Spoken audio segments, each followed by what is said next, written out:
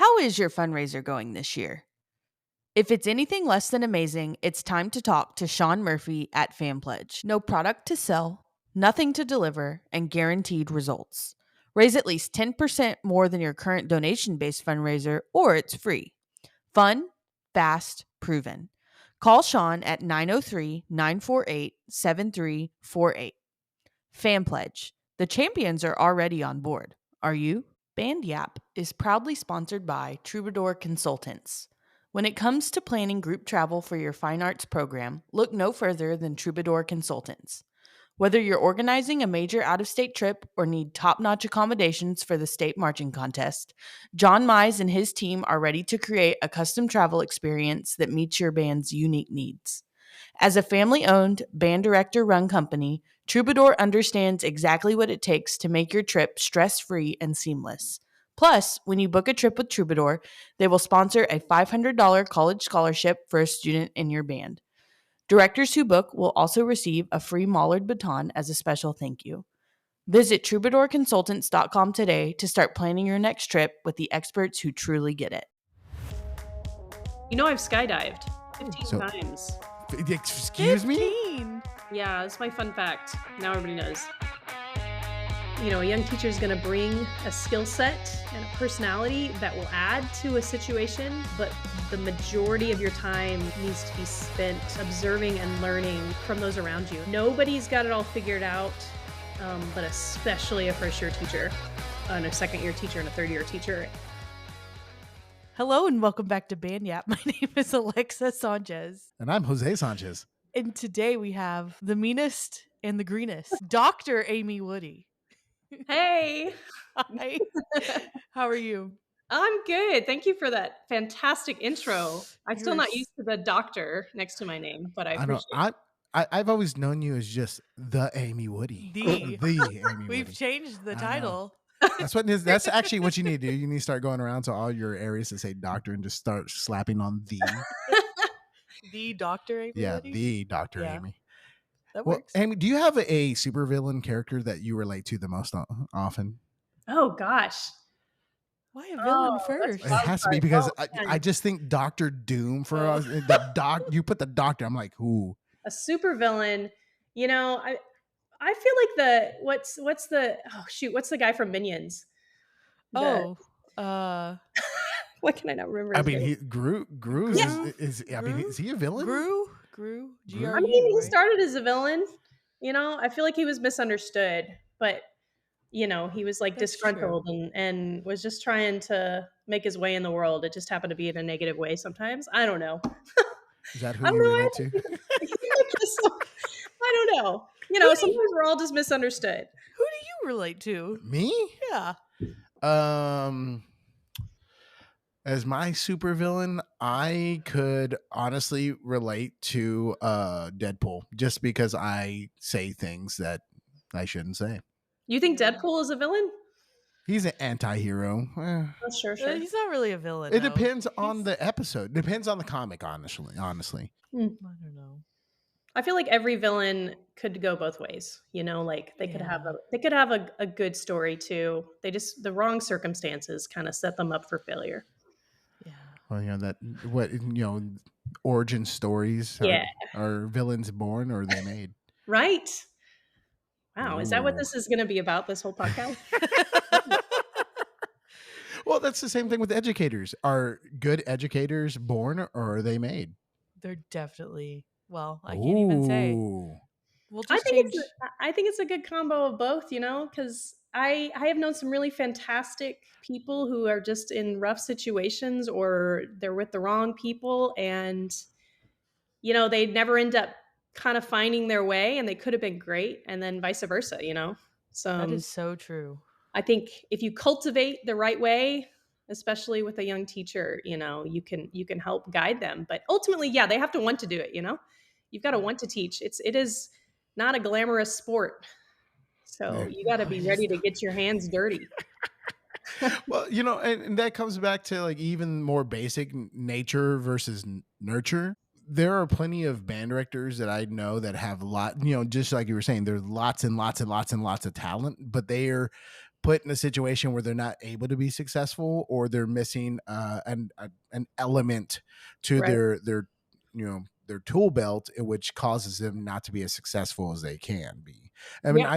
I've seen some band directors who have said like this. I've lucked into a job that has a program that has already been created and cultivated and is just popping on all cylinders, and they just happen to fall into that position, and then their career just really really blossoms. Yeah.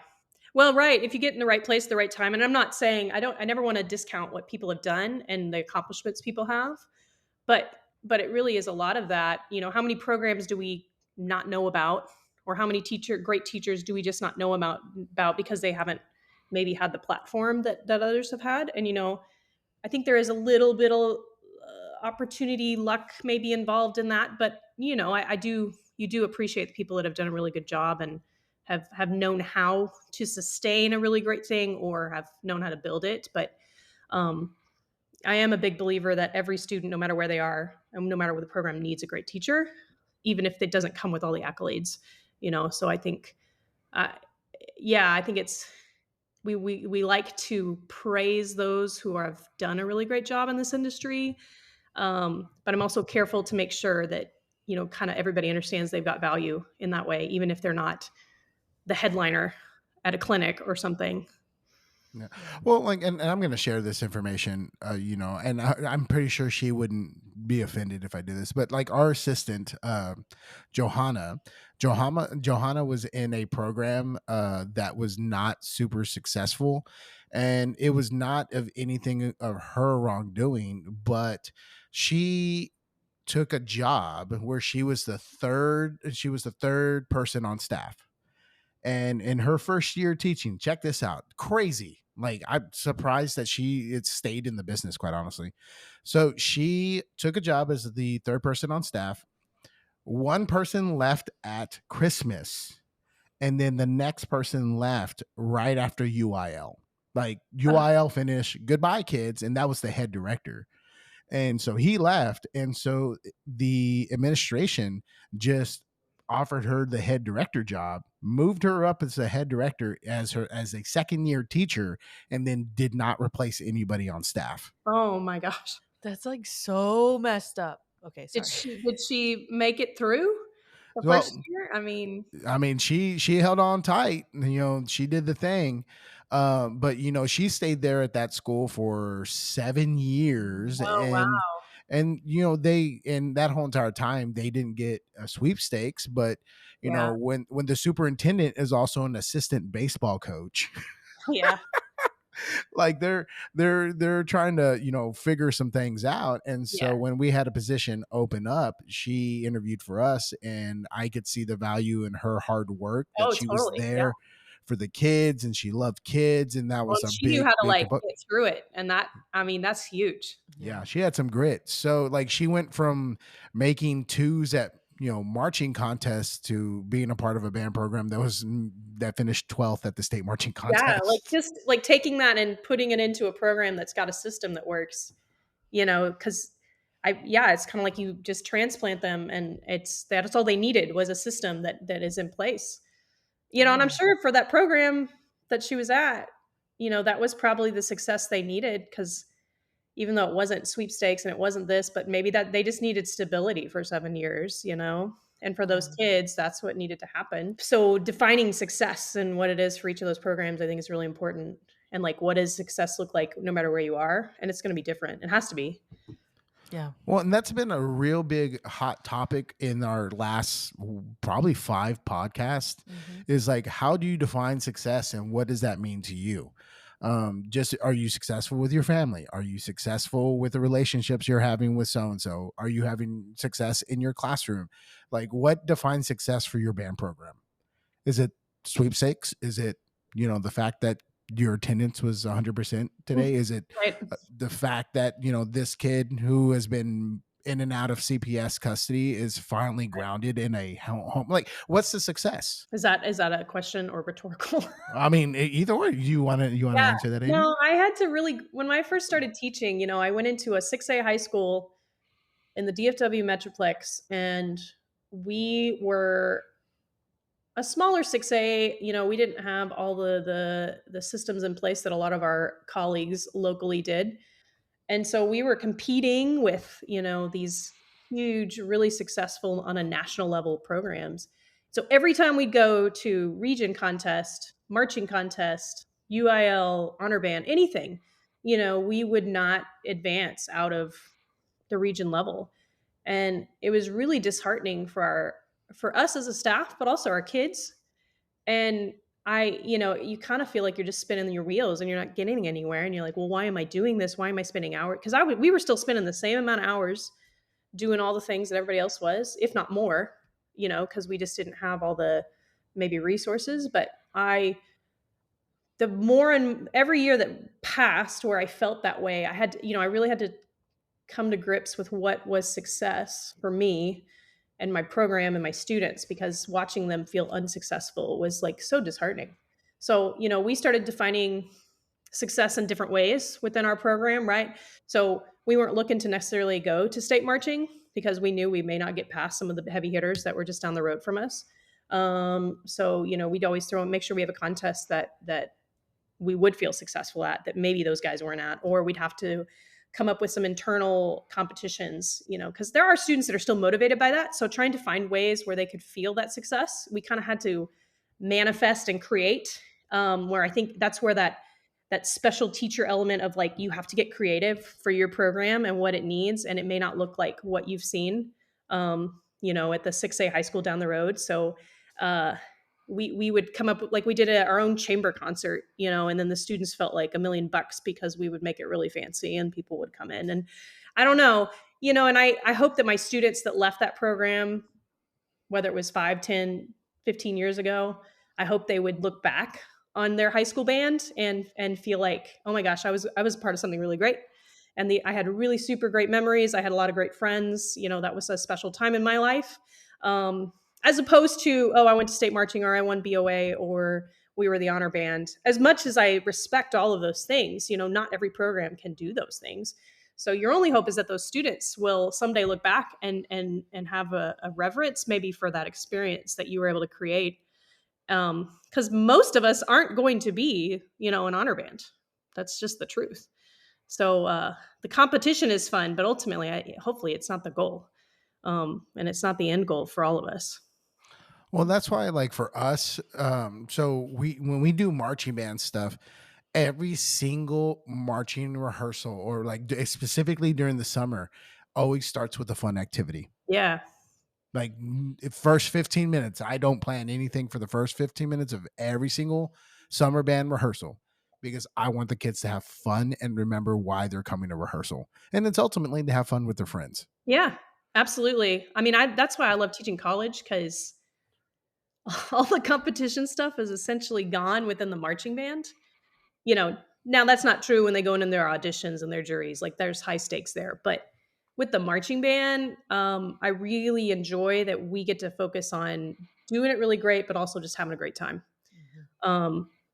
And I know that's not what the high school band experience is, especially in Texas. But if these are future educators and they're going to go back into the classroom and teach, hopefully they're doing what you're doing, where they're thinking about, okay, how can I make this enjoyable for my students? Because that's ultimately the goal.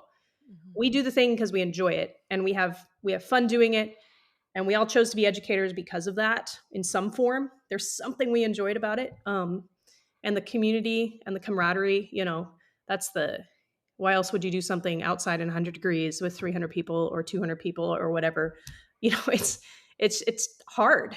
So there has to be some level of enjoyment in it, that we as educators have to kind of create that. It's not up to our 16-year-old students. Yeah, they won't be able to do that.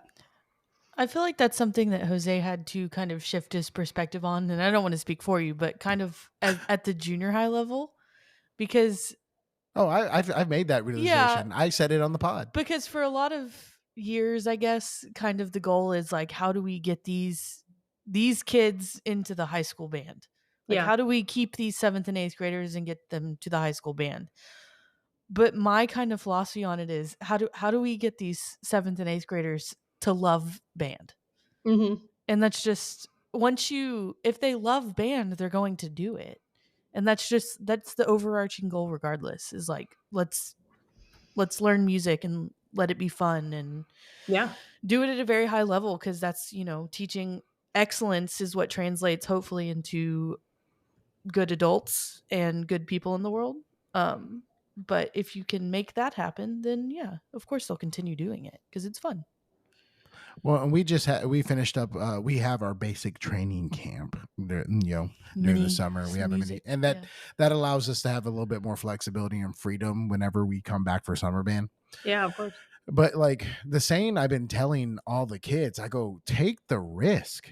It is okay for you to take a risk in here, because no one in here is gonna. I mean, as we're trying to assure them that, especially with the incoming freshmen, that it is okay for you to make the mistake, and we as people are so critical, but our worst critic in a lot of ways is ourself, especially when it comes to the musical arts. Like I mean, tell me if I'm wrong, if they ever told you this.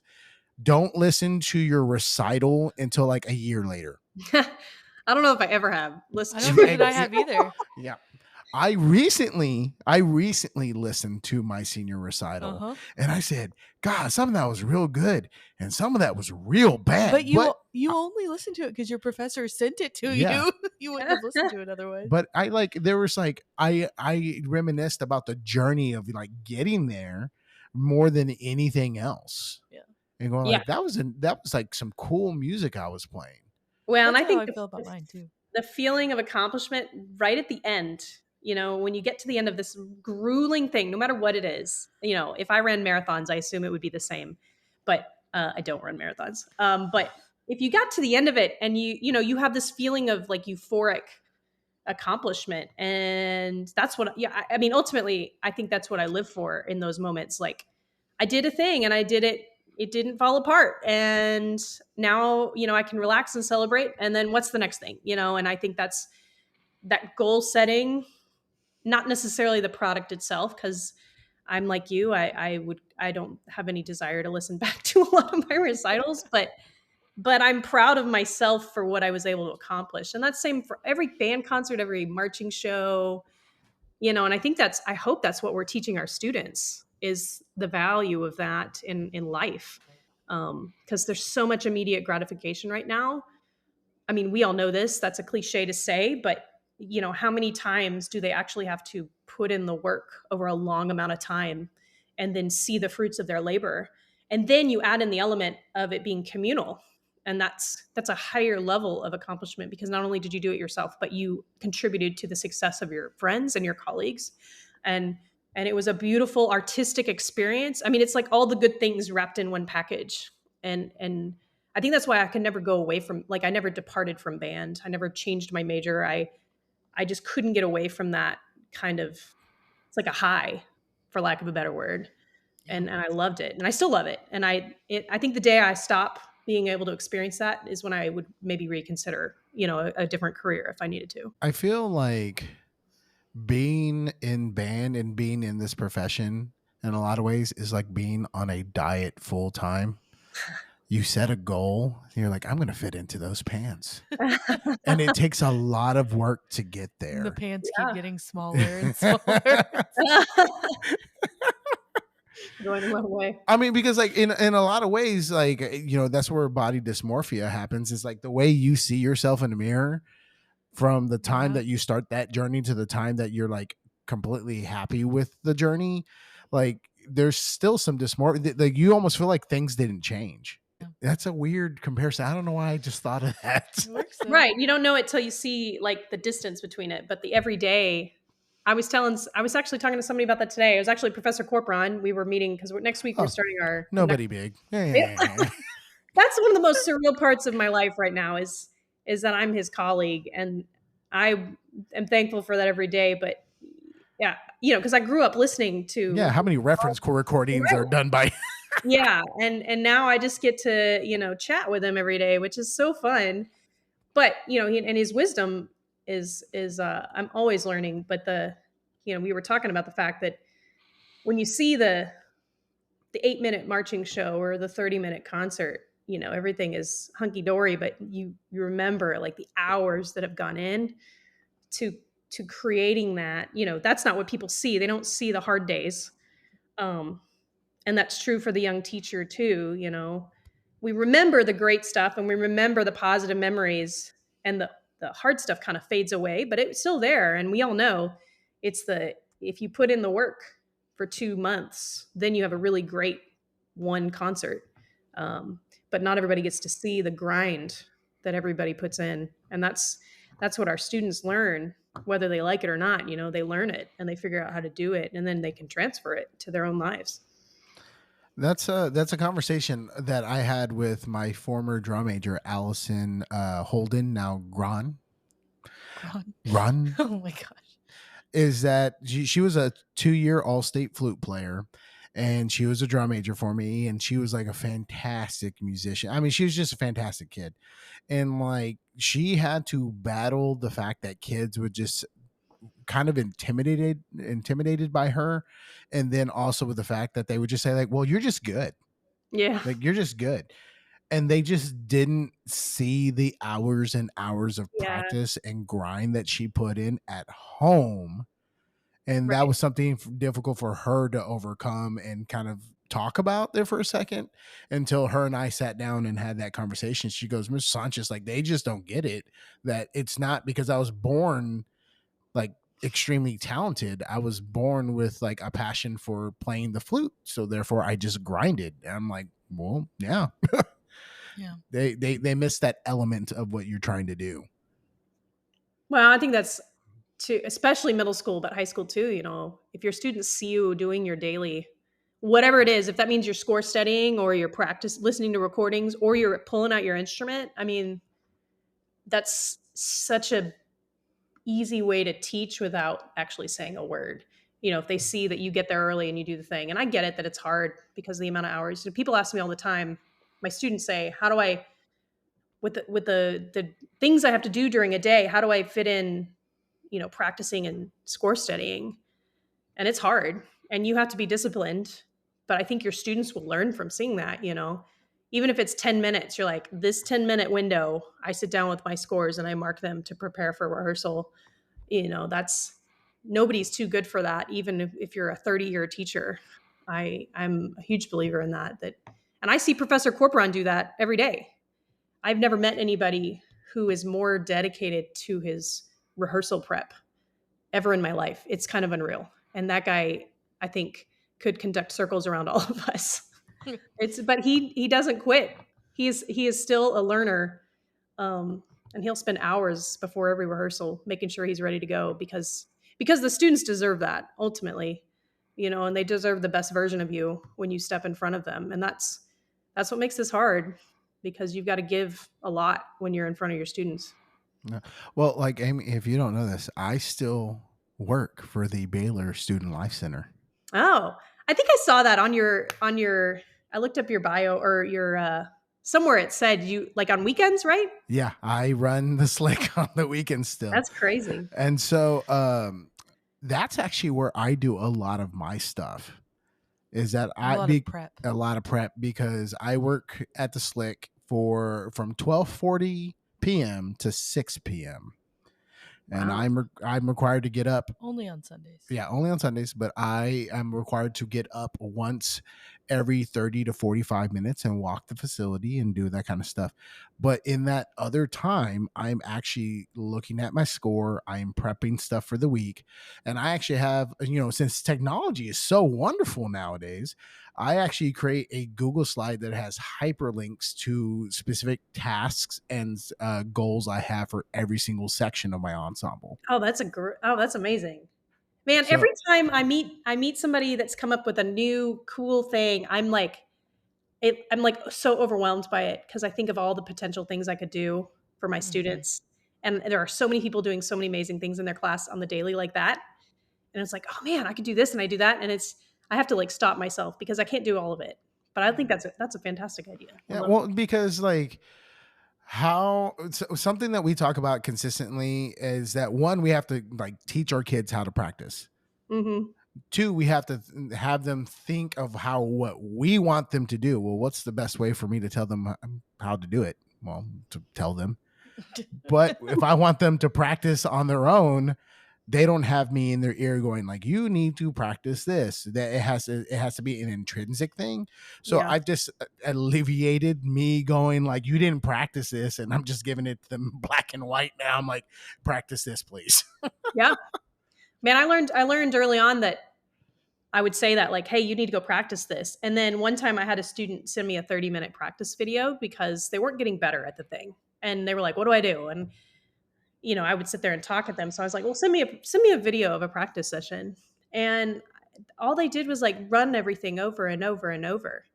Kind of wrong, kind of right. And I realized I was like, man, this kid has no idea how to break things apart and how to figure out the problem and how to like dissect something. And it really kind of shined a light on what I was doing because I wasn't helping them learn how to do that. And I realized a lot of these students need that. They need like the minutia of like, okay, the first 5 minutes, you're going to do these exercises. You're going to focus on this, and it seems so, I think once you know how to do something, you kind of forget how you learned it. Mm-hmm. And then your students, then you forget how to teach it if you're not careful. So you have to be really careful that you're making sure your younger students are still receiving that, which is why you can't move super fast with younger players because they still need all of those steps.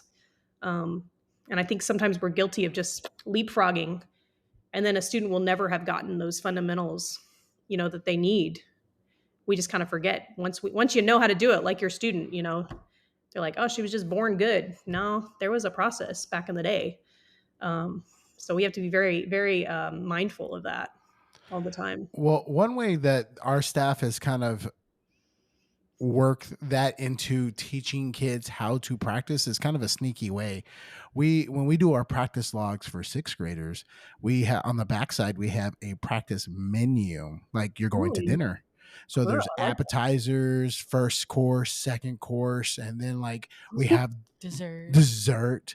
And the dessert is always the thing we want them to be at, like the putting excited. everything into practice. Oh So yeah, like so like if it's a couple lines out of the book or the fun, quote unquote, the fun stuff. yeah, of course. And so because I mean, I like my main course, but you know what? Ultimately, You're I know waiting for some people, dessert. yeah, you look forward to the dessert.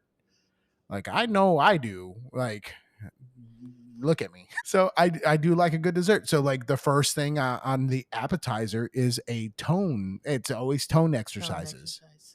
And then, the first course is like flexibilities and dexterity, like things like that.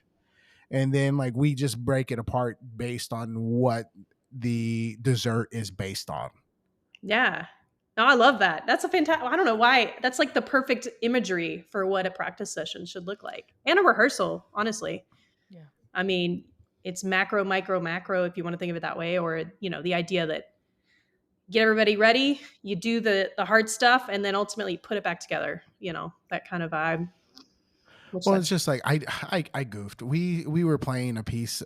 We started looking at Danzon number 2 to kind of look at and just like, and then I was like, why are my kids having such a hard time with this key? And then I remember, I'm like, oh, this is in the key of A. Yeah.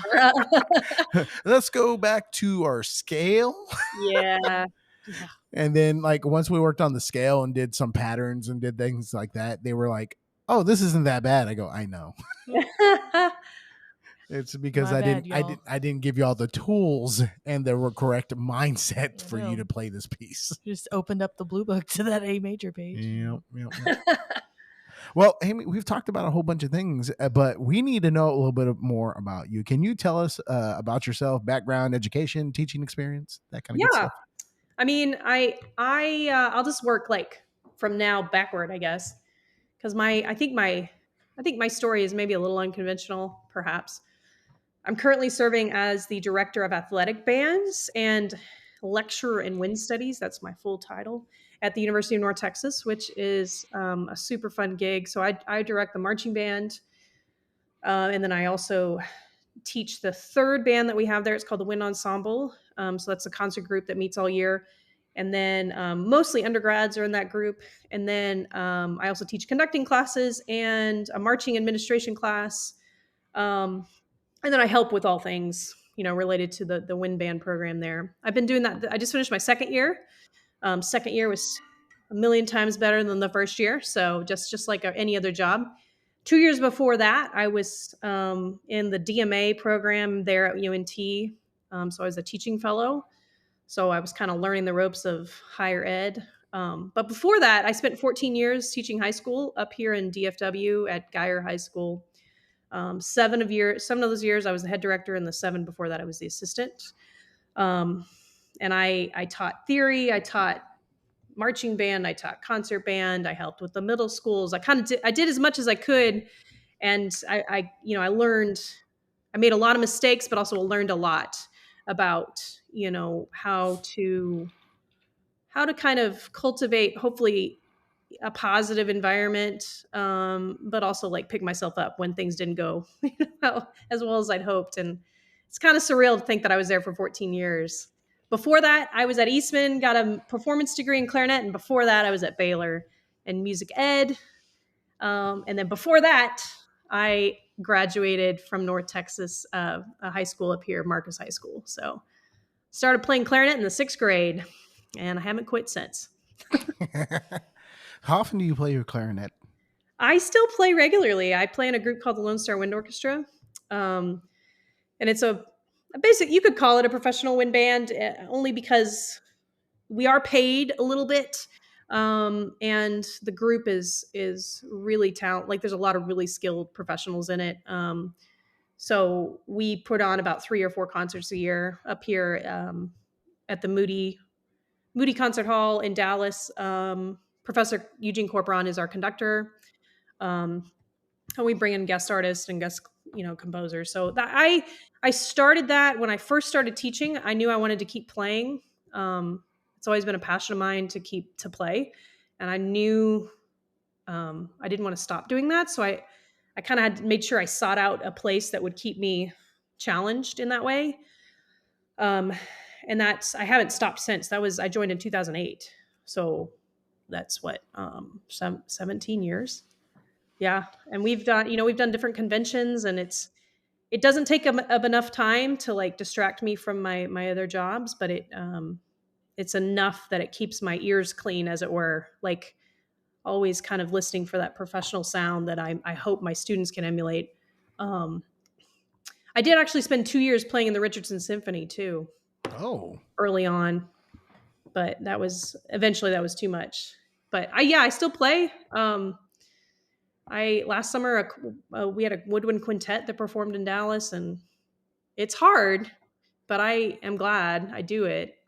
It's challenging though. you want to make sure that master's degree comes in handy. Yeah. That very expensive master's degree. That was quite a bill, but yeah. No, I decided, I went to get a master's in performance because I wanted to play, and I knew if I didn't do it then, I may never get the chance to try. And I spent a really intense 1.5 years up there, and I loved it, and I learned a lot. But I also kind of figured out I didn't want to do that for a career. It was too, I don't know. I wanted to do other things in life. I didn't want to be married to a practice room 8 hours a day, hoping I would win the next job. I don't know how else to better describe that. It was just, I knew after I got that degree that it wasn't the career I was meant to have. It would have been a cool one, but there are lots of people that I think are better equipped for that kind of job. And it wasn't me. Well, like, performance is its own emotional like drain. Yeah. Just because we've already talked about that instant gratification is like it's that build, performance done. And like somebody who like thrives in that kind of arena, like, good for them. I just know that I, just like you, I'm not built like that. I think it's the fear of rejection to a certain degree. Yeah. And like knowing that your livelihood is kind of dependent on whether or not you're up to snuff.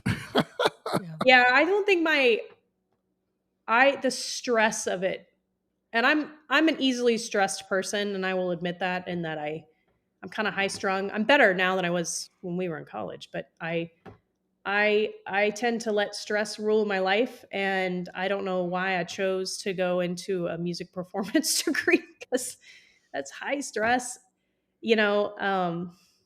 But trying to keep the perspective of like, oh, it's just I'm not like in an operating room trying to cure somebody, you know. So it's not it doesn't need to be that high stress. So I would have to constantly kind of calm myself down because I would I would be so stressed out trying to practice or trying to perfect something or getting on stage and making sure I don't make a mistake. It was all about mistakes. And it's so ironic because I feel like I spend so much time teaching my students to not worry about making mistakes. I feel like I'm projecting my own insecurity because I spent so much of my performance career worried about mistakes and like I can't play it perfectly, therefore it's a failure. And I would never ever say that to a student. And I also don't believe it. But for myself, it was kind of like I couldn't get over that if it wasn't perfect, it was a failure. And it's never going to be perfect. So therefore, almost every experience felt like a failure. And I think that's ultimately what helped me figure out I needed to not do that as a career because I couldn't handle feeling like a failure all the time. It was too much. Yeah, and that's a heavy burden. That's like some real big weight to carry as far as mental health. I Yeah. mean, and that's why like we've gotten in this habit of being like, make the mistake. Let's Yeah. celebrate the mistake. Oh, totally. Well, and how many times have you been to a performance and the person has made mistakes and it doesn't matter? It doesn't bother you. It's still an experience worth hearing, you know. And I think about that all the time, and I think that's also a struggle where we see so many things that are generated or synthetic and they're not live music and they're not live in terms of like with all the errors and the human elements in it that we forget that it doesn't hurt the product. I'm going to call it the product. I don't know, but because if you're talking about whatever activity, but you know, I'm not offended when somebody makes a mistake. So I'm not sure why that was such a struggle for me for so long, because I don't believe it. I think mistakes are normal and human and wonderful. So I don't. It's something I've had to work on my whole life, I think. Yeah. Some of our lives are due to some people having a mistake. That could go many different directions. Well, you know, I mean, and that whole entire like idea, and we've already hit on it, the body dysmorphia kind of thing, but even more so now because like AI has created this whole entire Mhm. morphed reality. Like you can get onto social media and go like, what's real and what's Oh not my gosh, anymore. it's I feel so bad for the older generations because Yeah. you know, I think when the internet was first a thing, you there was no reason to not believe what you were seeing. And so that, you know, you're like, "Oh, I read it, I saw it, it must be true." And then now you're right. It's like I would love to see the percentage of how many images I see per day that are not real. I mean, it's got to be some astronomical number. So you just I just you know you just kind of you're able to see through it, but you know I think the generation above me maybe can't Yeah. because Well, like the things I've been watching on like Instagram Reels recently is like these AI generated like Bigfoot people, Sasquatch, yes, I've seen those. like camping, and they have They're like like a GoPro talking. on. Yeah. Yeah, yeah, and it looks totally real. You're like, oh my gosh, who are these people? Like, Y'all need to send these to me because I haven't Have I never seen sent them. one to you? No, Oh my goodness, they're so never seen good. that. They're they so are. funny. This one of them's about like the Sasquatch. Or sorry, Bigfoot. Can I call them Big Feet? Bigfoot? Big Are they feet. big feet? If there's more I than one, think so. the Bigfoot's. Yeti. Can I call them the Yeti? There you go. All of the above. Yes. You sure? You We're call them whatever we're you want to going call down them. a path. They're Go mythical. off, Queen. I don't. They're mythical. Uh, but there's one about he's like, I just ate a crunch wrap and it is doing damage. Never seen this. Oh, I need to send it to This you. is Then. embarrassing. Okay. I'm chronically online, and They also do one. They also do one with like biblical stories. It'll be like the apostles talking in like modern slang. It's Ugh. wild. Oh, I gotta find that one now. So, Amy, why band? Yeah, that's a great question. I think I've asked that myself that many times. Um, well, first of all, band, just by practical purposes, it was the thing I joined in sixth grade. So, there's that, and that it was the thing that was seemed cool to join when I was going into sixth grade, and my mom was in band, and my dad was in band, and I don't have a particularly musical family, but they all had music in their lives at some point. So, once I started it, I was like, "Oh, this is fun and this is challenging." And I think that's the thing though that kept me in it was the challenge of it. When I got into high school, marching band obviously kind of gave me an outlet for things that nothing else could. I could compete with people, and that was kind of cool. And then I got the opportunity to be in leadership positions, and then I could try out some non-musical things like how do you deal with conflict, and could I stand up in front of people and be a public speaker, and um, all of these extra added elements that kind of kept me drawn into it. And for a long time I was kind of thinking about going different directions. I always challenged myself academically. I was the student that was taking all AP classes, and I was in all of the honor clubs, and um, I probably considered every career path at some point because I was so nervous about choosing the right career. And even when I got music, just kept kind of offering me another opportunity. And so I was like, okay, well, this is going to challenge me. So I'm going to stick with it until I figure out what I really want to do. And I'll stick with it till I really want to do. And then I got to Baylor. And I took a lot of classes that weren't music classes. I actually filled in my schedule. I took a journalism class. I took a lot of pre-med courses. I took an architecture class. I kind of kept dabbling, thinking, okay, well, I'm just going to do band until I figure out what I really want to do. Because I enjoyed it, and it's like the thing that was stable in my life, in terms of academics. And then I remember I tried to step away from it when I was an undergrad. I had to sign up for like a chemistry class, I think, and the lab was on top of all of the band rehearsals. I don't know if it was like, no matter what, that lab was gonna, like, I couldn't take any band class. And I sat there and I was like, "What? That's I can't do that." And I mean, that's like the first time I was like, "Whoa, whoa, whoa! I can't. That's impossible. I can't. If that's the only option, then I can't do that class." And that seems so trivial, like if you're looking on the outside looking in. But for me, it was a non-negotiable. And I think that's when I realized that I couldn't let it go. Because I couldn't see myself not being in a band rehearsal every day or every week. I couldn't see myself in that kind of ensemble setting. And you could say it was, I like to think it's because music and band challenges us in ways that nothing else can, because you're challenged emotionally, academically, analytically, artistically, um, collaboratively. Like, you're having to do all of these things simultaneously. Um, and there's nothing else like it, not even in an athletic realm.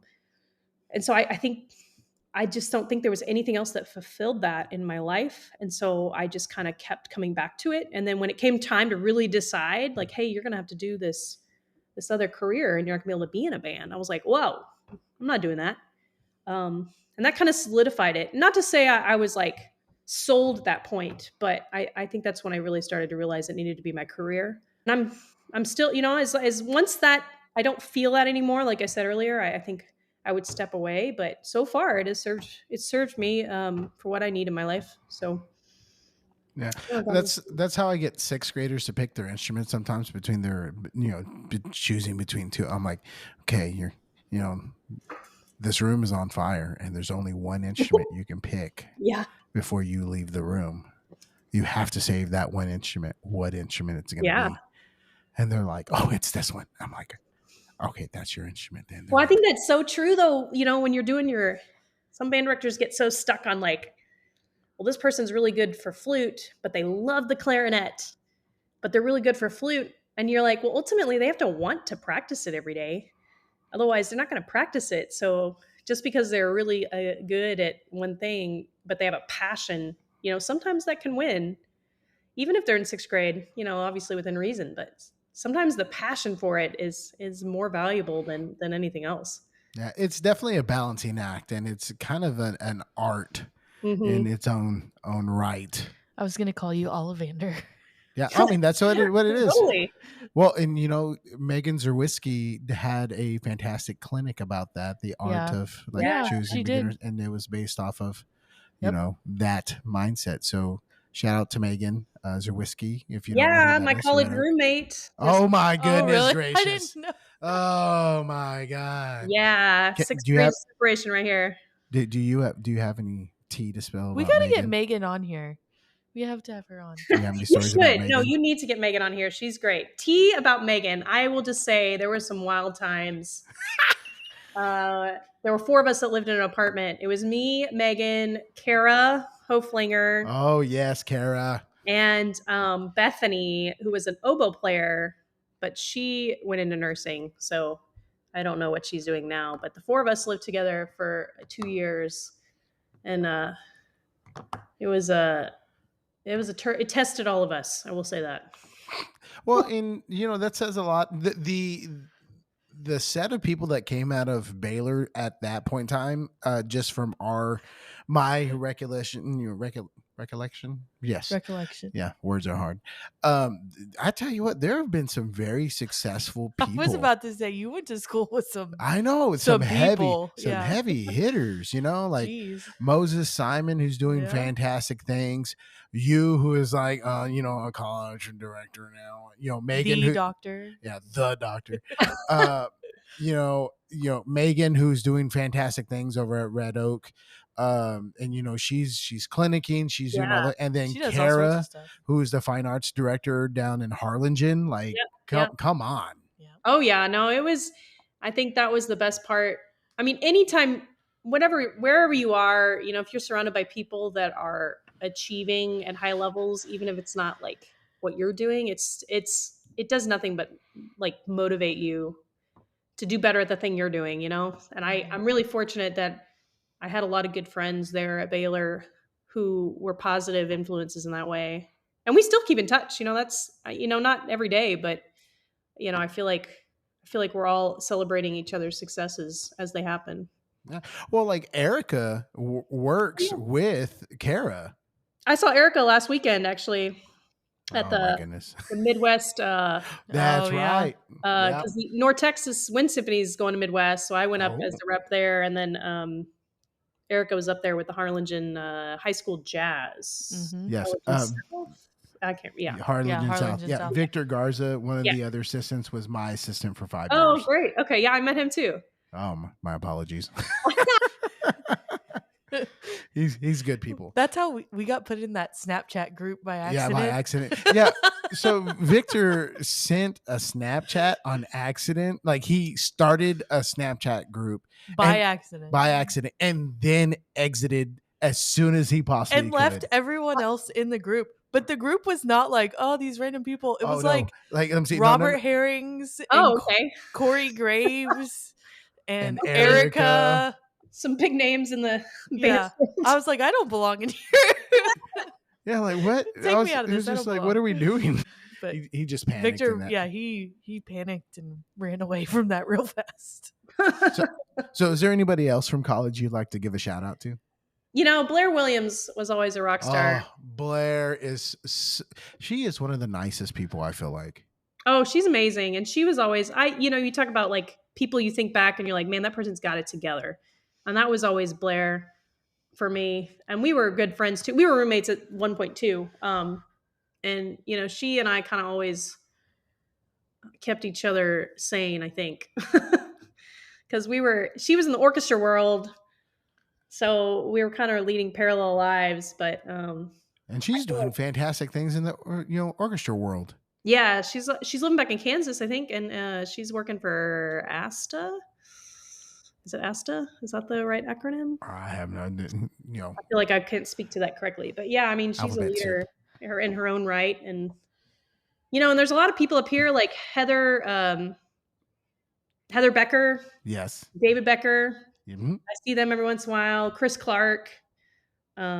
Chris Clark has his own composition company.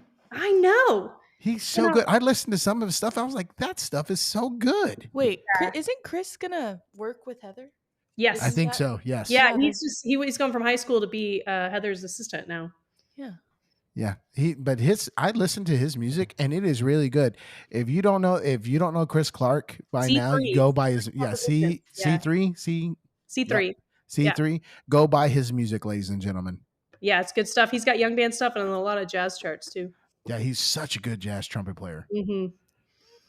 So yeah, I mean, I think I don't know if that's the normal thing for all undergraduate programs, but I do feel like our little club of people we were a good, we all got along, and I think we're all kind of still doing the band thing, which is super fun to watch. Yeah. Well, and there's some people who are younger than you, like the Bosches. Mm-hmm. They're doing really wonderful things. I mean, it's very interesting to see like the whole entire like Baylor world, or just like the connections you can make in college. We interviewed Mike Howard. Yeah. I saw And with like finding out that like Jeremy Spicer, him and Mandy Maldonado all went to Forestville Elementary together. that. Oh, what? Yeah, they are all from the same place, and then I think they all ended up at Southwest Texas, now Texas State University. Yeah. Like a whole bunch of those guys were all together, and it's just like when you put yourself in a situation around great people, you're gonna rise up to be also great people. Yeah, absolutely. And those people are going to be your colleagues for the rest of your life, whether you like it or not. Yeah. Because I tell my students, my undergraduate students, that all the time. I'm like, you may not get along with this person right now, or you may not see eye to eye, but they're going to be your professional colleague for a long time. So keeping that professional decorum is always important, no matter what it is. Well, and respect, just respecting what people are doing. Well, and then you see about like the relationships you build with people, like Erica and Mr. Parker. Like, how strong is that relationship? And then Erica's relationship with like Chris. Yeah, like those are like strong bonds that have like held true for a long time. Yeah. No, Erica's kind of like a rock star I think she's done, in terms of like the industry accomplishments. I mean, she's done, it seems like, almost all of them. Yeah. Which is awesome. And Moses too, same thing. Yeah. I mean, it's just like, it's amazing to see those people. And like, I take joy in knowing the fact that I went to college with y'all. Well, same. So, oh, well, I mean, it's amazing. I think this is just like brilliant. And I love that you even thought to like ask me to be here, because I just love to see, I love talking about this stuff. And sometimes I just like to talk about it, just because I feel like, okay, I want to get all my thoughts and ideas out, even if because I think it's just so important, like you said at the beginning of this, that the candid conversations and the realness is what keeps us grounded, and make sure that we all understand we're just trying to get up every day and enjoy what we do, and hopefully share the good word with our students, and create a good environment and a good experience for them too. So what made you pick the clarinet? Well, so in 5th grade, I do remember the band directors came down and were like, we're going to do this instrument drive, and you guys should pick an instrument, start thinking about what instrument you want to play. And I do remember the guy, whoever it was, said, if you're big and strong, you should play tuba. And I was like, well, I'm strong. So I went into my instrument drive wanting to play tuba. Oh. Yeah. Just because they said it was for people that were big and strong. And I was like, well, okay, well, I do, I can be strong. I don't know if you can see my lips, but they're tiny. And tuba is by far the worst instrument I'm awful at it. Awful, awful, awful. So thank goodness when I got there, the director, whoever it was, looked at me and was like, let's try clarinet. And then my mom played clarinet, and my grandfather played clarinet. And so for both of them, it was kind of like, oh yeah, clarinet's in the family. You should try clarinet. I didn't even know what it was. But I was able, I guess, to make a sound. And then it just stuck with it. And I remember that summer, my family took a trip up to the the Black Hills. We took a road trip. And so we were sitting in the car for many hours, and we would listen to random band or orchestral music. I don't know what it was. And my mom kept trying to get me to identify the clarinet sound, and I don't think I ever did. It would be like a flute, and I'd be like, "That's a clarinet," and she's like, "No, that's not no, that's not." So I don't know that I had any special ties to it. I didn't even barely know. I didn't really know what it was, but it steered me away from tuba. No offense. I mean, no offense to I know what our studio was. I think if I had ended up on tuba, probably would have quit after 6th grade because I am awful at that instrument, and I don't think I would have survived.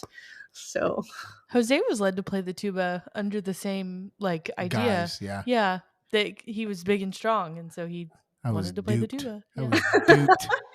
we're like, by the way, you're gonna have to carry this everywhere. I don't want to tell the 6th graders this when they come in, but it's like, yeah, if you play the flute, that's It's like a the lot easier to easiest thing to tote around. Unlike percussionists, like Oh my gosh.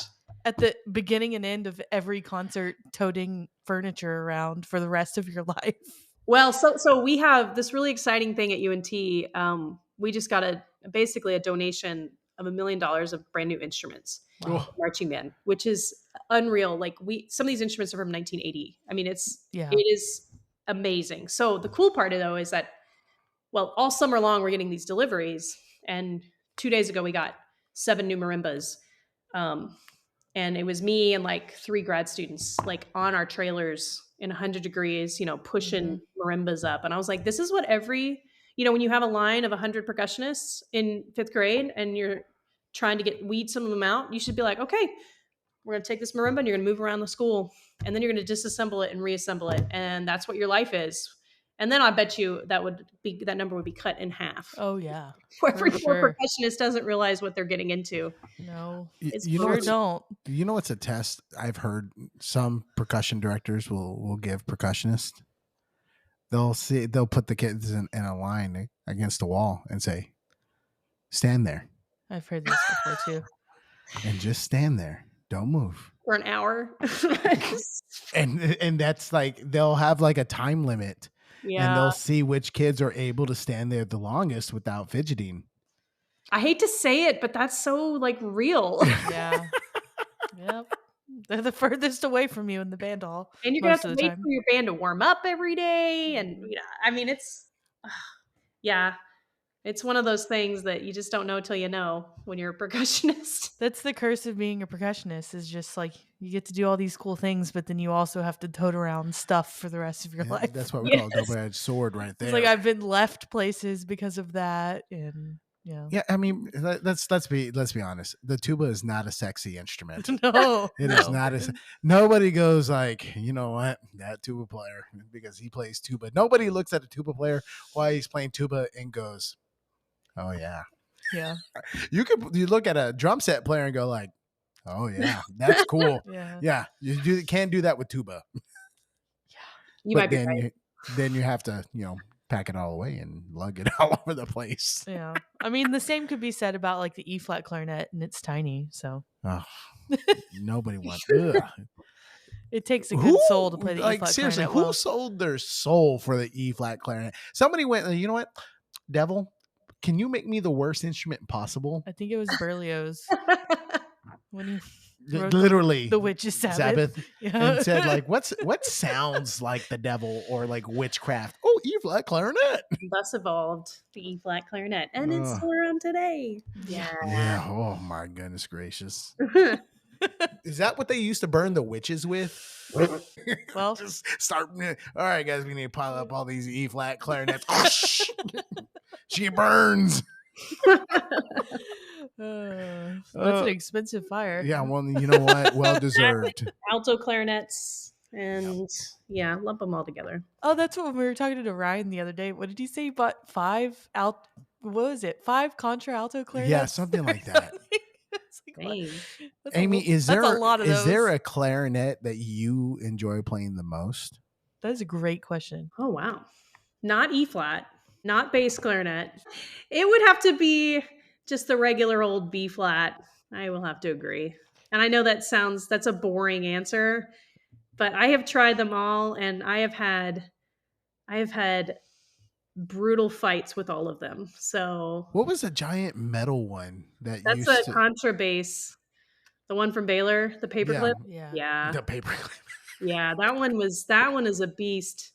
Those things are unforgiving. I mean, you either, you will be exposed in every way if you cannot play that thing well. So I feel like clarinet players, especially, I mean, everyone hates the E flat clarinet, but clarinet players either love playing bass clarinet or they hate playing bass clarinet. It's not yeah, like, oh, yeah, because it's so. If you don't have the right equipment, I yeah. know that sounds so like nerdy, It's but you true have to have though. like No, like you have to have there, the if right mouthpiece, the right reed, and the right instrument. And if you don't have all of those things, there's no hope, and you're going to sound awful. And so I've experienced that in really like embarrassing ways. So Yeah. I was in at Eastman. I joined this guy's like ad hoc ensemble, and he was like, "Oh, you're a clarinet player," and well, yes, but then he wanted me to play bass clarinet, which I had very little experience. But I was like, "Sure, how different could it be?" And I had a bass clarinet, but I didn't. I just was going to figure it out as I went. And the music he wrote took the bass clarinet up into like the third register, which is not why where the would you? bass No, that's clarinet was not. meant No, to be played. no, And I that's that. remember somewhere on YouTube you can find this performance. And I fortunately it's brand new music, so nobody knows it. But I for like a solid 2 minutes, I'm just like squeaking. Like I was I think I like walked off stage and cried. It was so What was embarrassing. the name of the composer? Oh, I'm not telling you that. Can't be. But every once in a while, I'll go find it, and I'm like, "Yep, it's still there." It's that performance, that grainy video. Well, like honestly, if you ask me like, Jose, which instrument do you send to the shop the most often? Bass clarinet. Oh, Yeah, yeah, for sure. yeah. Yeah, I would agree. Like I don't Bass clarinet So, and understand that. bari sax. Yeah, those two. but I feel I, like bari saxes can take a beating.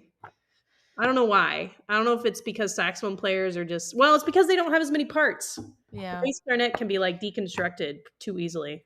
Oh, yeah. Nope. There are times that I appreciate being a percussionist and having like a marimba and you can like see where all the notes are, you know? I was so incredibly confused when we did double reeds methods and it was like the contrabassoon day and they pulled out the contrabassoon, like let everyone play on it or whatever. And Dr. Shoemaker was like, yeah, it's like sometimes, you just have to make up a fingering because the one that you're Yeah, supposed to play doesn't work. And right. and I'm just like, but like, how do you do that? Like, how do you How know do you what to figure it do? out? She's like, you just do it. You just like figure it out. And in my like little poor percussion brain, I'm like, I do not understand you people at all and could never do this. Yeah. And I will go back to my keyboard where I All can your answers visually are right in see. front of you. Yes. Yes. That was such a confusing day for me. Well, that's like Uh, all my percussion colleagues would say, "Don't ever tell a kid a scale is hard." I was like, "Well, yeah, when you're a percussionist, you can see all the notes, but like for a poor little clarinet player, the combinations get tough." But Especially pinkies yeah, Yeah, and I don't understand the pinky thing. no one does. Yeah, I'm just like, what? There are four here, and there's another five over here. Does your band budget feel like it's stuck on repeat? Same old fundraiser, same week results. It's time to change the rhythm. FanPledge with Sean Murphy brings the beat back with fun, fast, and effective fundraising. No product sales, no deliveries, and if you don't raise at least 10% more than your current donation based fundraiser, it's free. Call Sean at 903-948-7348. FanPledge, the choice of champions. So, Amy, you went to Marcus High School. I did. Can you tell us about your experience at Marcus High School? Well, I I don't think I ever knew that my high school would have such the name recognition that it does now. Because when I was there, it was good, but it wasn't what it's known as now. So we weren't um, we weren't going to BOA, and we weren't winning honor band or anything like that. But I think a lot of the the people that I was there with were really great musicians, and we kind of challenged each other just by the nature of being in the ensemble together. Um, and I'm thankful for that. Like I had one of my very good friends from high school went on to Juilliard, fantastic bassoon player. Another friend now plays in the Pittsburgh Ballet, on trombone player, and um, so there was a level of excellence for sure, but my world was still kind of small there. I remember between my freshman and sophomore year, I went to the Texas Tech band camp, and I think that's the first time I realized like what you could actually do on the clarinet. And I heard all these clarinet players from all over the state, and I was like, "Oh my gosh, I am not practicing enough." And I came back with like a fire under me into my sophomore year, and I think that's when I kind of decided I could try to do some things. And I kind of set goals for myself in high school. I remember this feels so weird to talk about because it's just high school, and I was like, I'm gonna make all state, and I'm gonna be the drum major, and I'm gonna graduate top 10 of my class. And those were my 3 goals for myself. And that's all I needed to do because it kept me motivated for the next 3 years. And um, so I fortunately I had directors and friends who allowed me to like push myself in that way. Um, I remember this is before YouTube, of course, and I could go in the office and ask my directors for like CDs of this band piece or that band piece. And fortunately my directors knew how to like get access to those things, and they were always kind of plugging me in with local people or encouraging me to go to band camps. And like I think that's so much what we do as teachers. It's I don't have to have all the answers. So my teacher didn't have to have all the answers, but they knew if they had this excited little clarinet player, they could connect me with the people that could help me grow as a musician, and encourage me. In the marching band, the leadership thing, man, I ate that up. I was that I don't know. I just loved being able to be a leader in my band, and I learned a lot. And I think I got. I remember I was drum major my junior year, and I think I had to be knocked off my high horse a little bit because I got a little bit power hungry, I think. I remember my band director had to sit me down and say, "Yo, you can't yell at everybody. Like, you got to chill out." I remember that conversation. That's really weird for me because, like, I remember you as a staff member for Bugwub. Sorry, Yeah. the Baylor University Golden Wave Band. Do they not call it Bugweb anymore? I don't know. They tried to cancel that. And When? they were like, I remember I said Bugwub to somebody, and they were like, we don't call it Bugwub anymore. Was that recently? That was like a couple of years ago. I feel like I've heard that too. I feel like I heard that name is canceled. So I was like, can we not? It's Bugwub. Buggers. You were on staff with Bugwub, yes? yeah. And like, you really couldn't get away from the headset, huh? So you're living your life with the athletic bands and everything else. You're living the life with the headset now. Well, what I took, so it's funny you say that. Like if you flash forward to today, I got out of, so COVID happened, and that was hard on all of us. And just trying to do band directing in that context was so hard.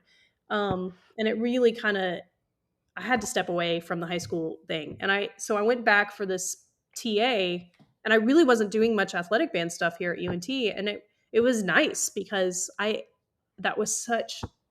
just drained me. And so for 2 years when I was a TF here, I would go to the games, but I wasn't really doing a lot with the marching band. And I remember thinking, I was like, okay, maybe I'm never going to do like the marching stuff again. Maybe that sun has set on that. And then this job came open, and I had to really, really like evaluate if I wanted to go back into that arena. And I was really nervous because a lot of my passion for it kind of faded in the COVID era, back when it was like 10 feet apart, stand still, and that was a really tough year. And so coming back into this job was a leap of faith that I wouldn't be burned out of it still. And I am so glad I did, because I love it. It's so much fun, and the students are great. And so I'm so glad I did it. But I really thought I was I really thought my marching athletic band like days may have been over when I went back for a DMA. Um, but it's not, and I love it, and I don't know that I'll ever step away again. But yeah, that's I think the nature of my personality is I go so hard at something. Like when I was in high school, I was like I was so intense about it. It like burned me out and my band director had to like have an intervention with how intense I was. And then my senior year was better cuz it was between my junior and senior year, but I kind of had to check myself and be like, "Yo, it's just band." Yeah, and we kind of had to do that this year. Like, so who was your band director? In high school, Yes. was a man named Steve White. He's retired. The second guy was Alan Harkey. He too is now retired, but he and I have kept in touch all these years. And then um, Pete Hazard, who's now the Oh, yeah. Frisco ISD fine arts director. And then the percussion director was Kenan Wiley, and he's still there. You know, nobody important. Kevin Wiley. He doesn't have a book or anything that Yeah. anyone should. Well, Yes.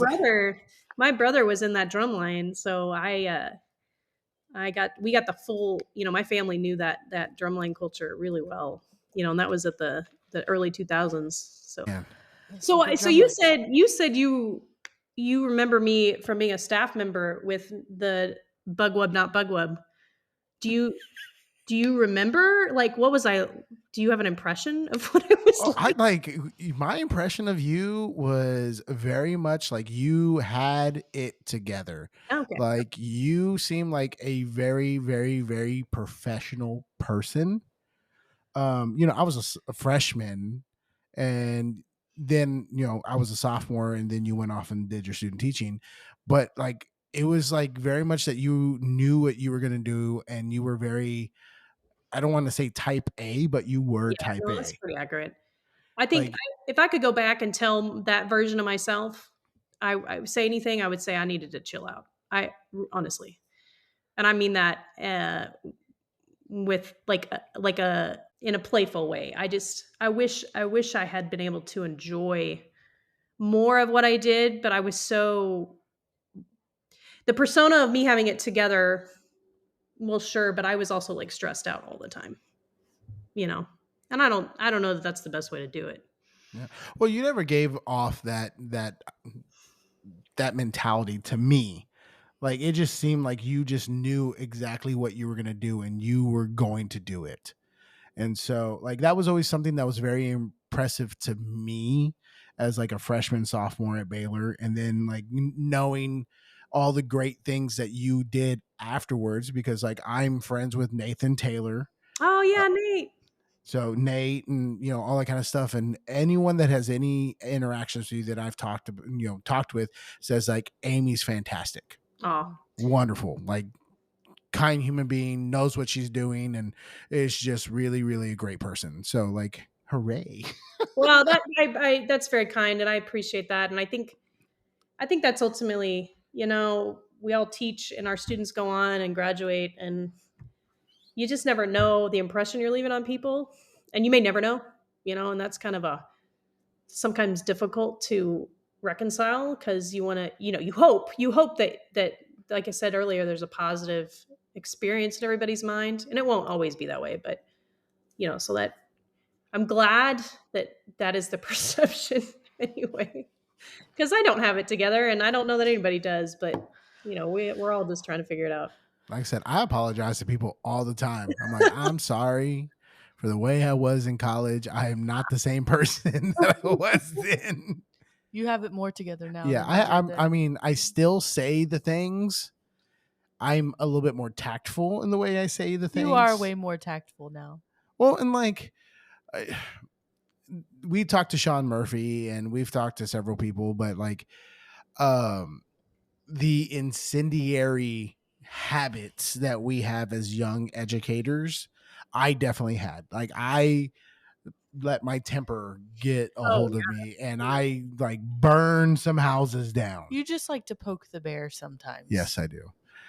And so like learning how to deal with that and how to interact and quote unquote play the system As it was a very hard learning curve for me, which in turn I think has made me a better educator in that way. Yeah.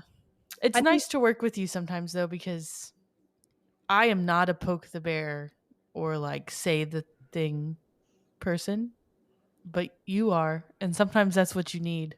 And yeah, so it's a it's good just like, balance, I would imagine. yeah, he's just like, covers my six, I guess. I don't know. Well, I think my what I thought to be the way to teach was what you're talking about, kind of like you kind of go at things aggressively and you hold the line and there's no tolerance for whatever. And early on, I mean, I remember my second year of teaching, there was this kid that was causing issues on the field and I just started like yelling at this kid from the tower and I and I was so that was such the wrong move to like scream at a kid from a tower in front of the whole band. And but that's honestly how a lot of us grew up, I think, and that's like what we witnessed and that's how you the discipline of it. And I've learned now that uh there are a lot of ways to navigate situations and still come out with the right the right outcome. So, I think I've learned to not be so black and white when you're dealing with situations where maybe a student has to miss rehearsal or maybe this person can't prepare their part for this, whatever it is. And I've learned to be more flexible because life is flexible, and I'm a much better teacher for my students now because I understand that their circumstances may be out of their control, and I have to be more accommodating. And I don't mean you can like you have to lower your standards, but I've learned that I can't just draw a line in the sand and say it's this or nothing. That's just not good for the students, and I don't think that's the way the world works, honestly, anymore. I think we have to be willing to um, meet our students where they are, and that may mean your policy changes a little bit based on what their needs are. Maybe you've got a student that is in a home, in living unhoused, and or maybe you've got a student who is taking care of 5 siblings and they can't come to every rehearsal. And does that mean they can't be in band? I've really had to change my thinking, um, and realize that if we're going to stay relevant, and I mean band in general, we have to figure out how to meet everybody where they are. And depending on where you are, that's different for everybody. You know, um, if I was teaching in West Texas or South Texas or East Texas, I would have to adapt. And because my job ultimately is to serve that student population and to serve what those students need. Um, and I do it through band. And that's hopefully what all the great teachers are trying to do too. Well, that's something that I've been preaching a whole lot is that, and I think a lot of band directors forget this. So we're just like same thing with coaches. Yeah. Coaches are just as bad about this. Is that we got to remember we're public servants. Yeah. We're serving the public in some form or fashion. Like, I've had discussions with parents and they're like, well, you're just performing the same 3 pieces or 4 pieces of music every single football game. And I have to explain them the importance of execution and all Yeah. this kind of other stuff and how things work well together. As long as I'm showing up to the football games, playing some fight song, playing the fight song, the alma mater and the national anthem and a couple of cadences, my community is kind of happy. Yeah. Yeah. I mean, it's the truth. I mean, the investment you put into your program is really up to you in that regard. Like you could beat the bare minimum and your community would probably be fine. But it's kind of up to us to decide, okay, I'm going to really create a great education for these students. And we're going to do a really great halftime show and whatever. And the general population will probably never know that, but you know that you're giving them a great experience. And that's true at the college level too. I got to go out there and entertain, but I also have to challenge future music educators. I want it to be valuable to them too. Because I've got 200 music majors in my band, mixed in with the other majors, and I'm trying to prepare them to go be high school band directors. So I try to make sure that what we do has substance, um, and that they learn how to run a rehearsal, and they learn how to communicate with each other from the mic, and they learn how to do proper fundamentals. We do all of it at the college level within the context of an entertaining, halftime show, um, which is kind of a fun challenge. Well, let me ask you this. So, what is the requirement for music education majors at UNT as far as it comes to marching band? A UNT, for music ed, it's a 2-year marching band requirement. Okay, so just like at Baylor. Yeah, yeah. Okay. What can we, and this is a good, I feel like this is a good question. What can we do, or what can the college system do in order to have music education majors stay inside the marching band programs longer than the 2 years? Man, that's hard. So you're talking about if they're coming out of high school and they're going to be a music major and they're going to be like in the UNT band, and you're talking about they need to stay in for 3-4 years, or you want them to stay 3 or 4 years? Yeah, because I was a glutton for punishment. I did 5 years of bugwub, Yeah. and I was not on staff. Oh, good for you. That's So, so that is the constant that I'm dealing with because and I don't know how much the high schools have to do this. First of all, I think getting the high schoolers to have a desire to stay in marching band is step one, because it is a requirement. So they don't have a choice. Like, they get there and they have to do it. It would be great if they were coming into the program with still a love of performing. And I think a lot of high schoolers kind of endure sometimes the marching band experience when they're in high school to get to the college level, right? Um, so I think as a high school educator, you just have to make sure you're still creating an environment that they find value in the high school band experience. And I think for the most high achieving musical people at the high school level, that means creating, a really great leadership structure where they can start to spread their wings as managers and communicators, and whatever version of that is appropriate for your band, giving them the opportunity to teach, um, and to really become leaders in their own right, not just in title, right? So, and I think that's where a lot of young high school or older high school students will still like feel valued. And if they still feel that value, then when they go into college, they're like, okay, there's more to do here. Because especially when they get to UNT, it becomes a laboratory for them. Now, not necessarily their first year, but our goal is that they stick it out 3 and 4 years, and not necessarily on staff, but they're maybe a section leader, or they're one of our instrument managers, or they're one of our, I don't have a staff, it's just me. So my staff are the undergrads.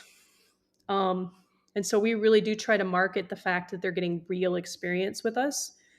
So they're the ones teaching sectionals. They're the ones helping us with the inventory. They're taking care of the repairs. They're managing the game day logistics. They're setting up itineraries. I mean, you name it, all the high school band stuff that we do, apart from, filling out Form 1s. They're doing it in the real experience. And then it's one more experience that they have before they go be band directors. So I think creating that through line from high school into the end of college, they have to find value in what they're doing. Otherwise, they're going to quit after 2 years and go. Especially in DFW, a lot of our students are really actively involved as techs in the local high schools, which is awesome. I love that that's available to us up here. But it makes it that much harder to create that experience, because if they can go to a local high school and be a tech and get paid versus, I'm going to do a 3rd year of GB, Green Brigade, I have to really make sure that they're going to get value out of that, because I'm not paying them. I don't have a budget for that.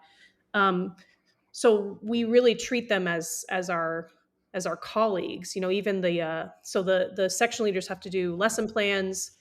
They have to figure out in the music what needs attention. They'll have to manage interpersonal issues. It is very real like that. Um, and we do have a good cluster of students that see the value in that.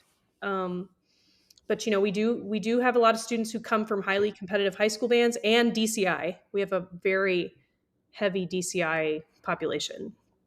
So, um, and then you think about that, they're doing DCI all summer, and then they have to come and do fall band with us, and then a lot of them do winter winter lines. It's kind of year-round marching band. It Yeah. starts to become quite a lot. Yeah, and the reason I asked that is because I got a lot out of my college marching band experience. Like, I think a lot of the structure and a lot of the things that I got from that was very, very important for the way I structured marching band going forward. Yeah, I mean, and And that's the hope. Hopefully that's the point of a college marching band. I mean, for a place that is trying to cultivate music educators, and it is hard. It's hard when a college marching band isn't modeled off of maybe a high school, like maybe they do a different show every 2 weeks, because then you have to kind of shift how it's done, because that's not necessarily how you would do a high school band. So, but I think ultimately you want the students to feel like they're getting training, um, all the way up until the end. because there's a lot of things that music educators don't, especially college students, don't get to see or be a part of if you're like a tech. Yeah, Like, you yeah, show up to rehearsal and you do like, oh, yeah. okay, you're another set of Work on one eyes. section, and then yeah. Yeah. And that's important. Don't get me wrong. But the other side of that is like the inventory. Yep. Like, really, what does it mean to take inventory and do that kind of stuff? Oh yeah. Uniform checkout. Um, well, it's funny because I don't have a staff, I rely heavily on these undergrads. And they're interviewed and they go through an application process, and then basically, like, my uniform committee, I I don't even see the uniforms. Like, they have access to the database, and then I just trust that they're going to take care of it all year long. And I have to trust it, because I don't have the RAM, or I don't have the ability to see it all, because I just have to trust it. So they're getting the real deal. Like, they meet with the students, they follow up with them with the cleanings, they're doing all of that. Um, and we have they're called um, student administrators of logistics and operations. And there's four of them. And they are basically my assistants. So we meet every week. They're the ones helping me plan meals, plan bus trips, they're like, we have a Green Brigade account. They have access to it, email account, and they're answering emails all summer. Um, they're updating the websites. They're doing all of this, the nitty gritty stuff. That is, if you're a band director, that's what we all do. That's the bulk of it. You get to teach a little bit, but the bulk of what we do is the planning on the beginning and end of all these events. So, and that's what these student administrators are learning. They're not marching. That's ultimately what they're doing. We have somebody that does media, a team of undergrads, and they're in charge of all the media, our PR. We have somebody that does like a med staff. I mean, it's, you name it, we've got undergrads learning to do it. Out of necessity, but also because we do want to create a place where they can learn it in real time. Because we've talked about that. Like, there are just some things that you just don't learn how to do until you're No. in the muck. Well, and I only did 2 years of college marching band. And looking back, like, I probably should have tried to do staff, and I was a section leader my second year. The demands of the degree overtook my ability to commit to doing it for a semester. And I'm sure it's different everywhere. No, I think I have that real conversation with my students all the time. Like, mhm.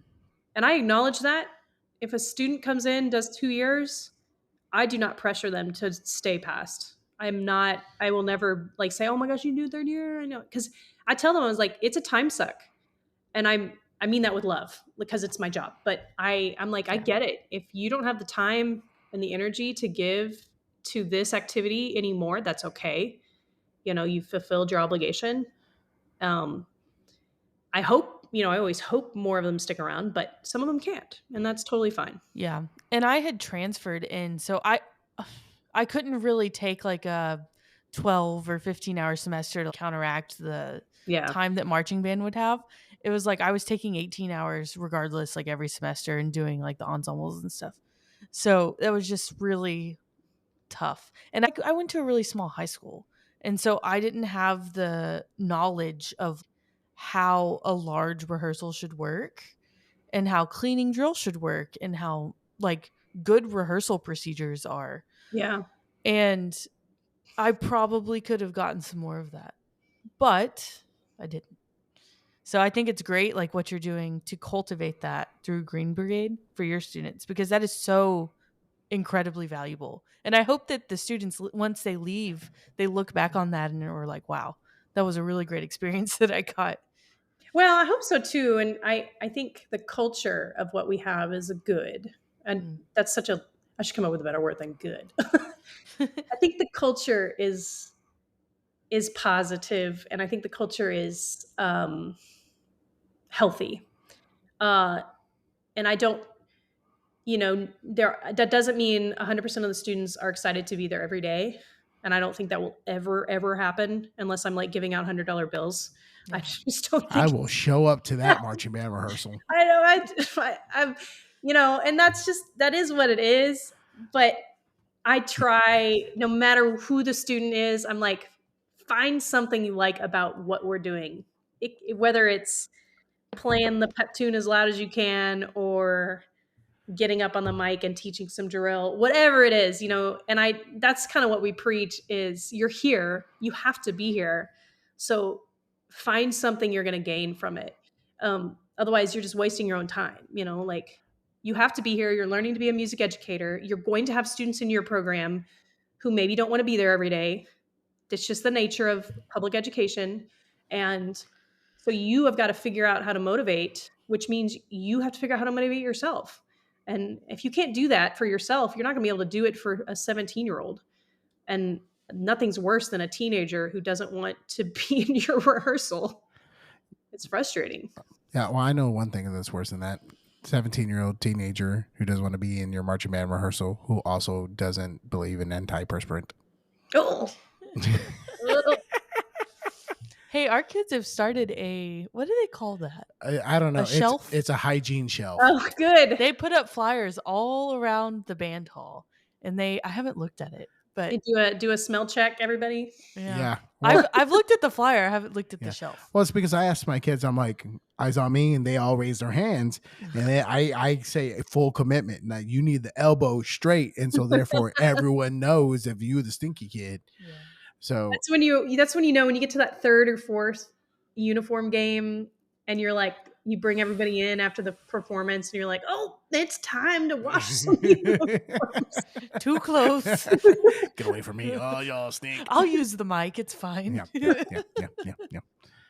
Do you remember your first marching band show at Baylor? Yes. It was Nirvana. Ooh. Nirvana at Baylor University. Wow. Yeah, I know. It was like, whoa, edgy. Yeah. I think we played if you gave me time to like look it up, I could tell you all the charts we played. And I remember doing the cadence on, I thought that was the coolest thing in the world. Thumpy. Like running onto the field. Like the ramp. I tell you what, nothing will beat Bruin Pride coming down. Yes. Yeah. Well, right. Yeah, that too. And I don't, in the old stadium, I still think it's wild that we had to drive 5 miles to that stadium, park in a mud lot. Yep. And then warm up outside in whatever that area was. And then we'd line up, in a parking lot and then march. I mean, so much cooler now that they get to go across the bridge. Oh, yeah. But Floyd Casey was charming in a way. Especially when you're the only people left in the stadium at the end of the game. We had to we lost a carrier, I think, one time on I-35 because my God, we didn't have we put drums in the back of the quad player's truck. It's like, oh, base 5 just flew away. We gotta go get it. Yeah. Do you remember the A&M game when we won in double Yes. overtime? Yes. And they marched that thing all the way back to campus. The goalpost. Did you celebrate with all sport afterwards? Oh. What was your favorite color? All sport. Man, those are good memories. I don't know what it's like to go to a university that. Never mind. Amy like threw up a little bit in her mouth when she heard I all was gonna sport. say blue, but yeah. I don't remember. I like the red, but I don't like red, so I don't know.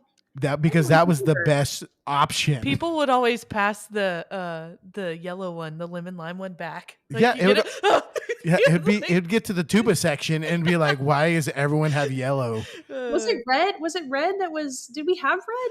Yeah. Yes. Okay. Yeah. Okay.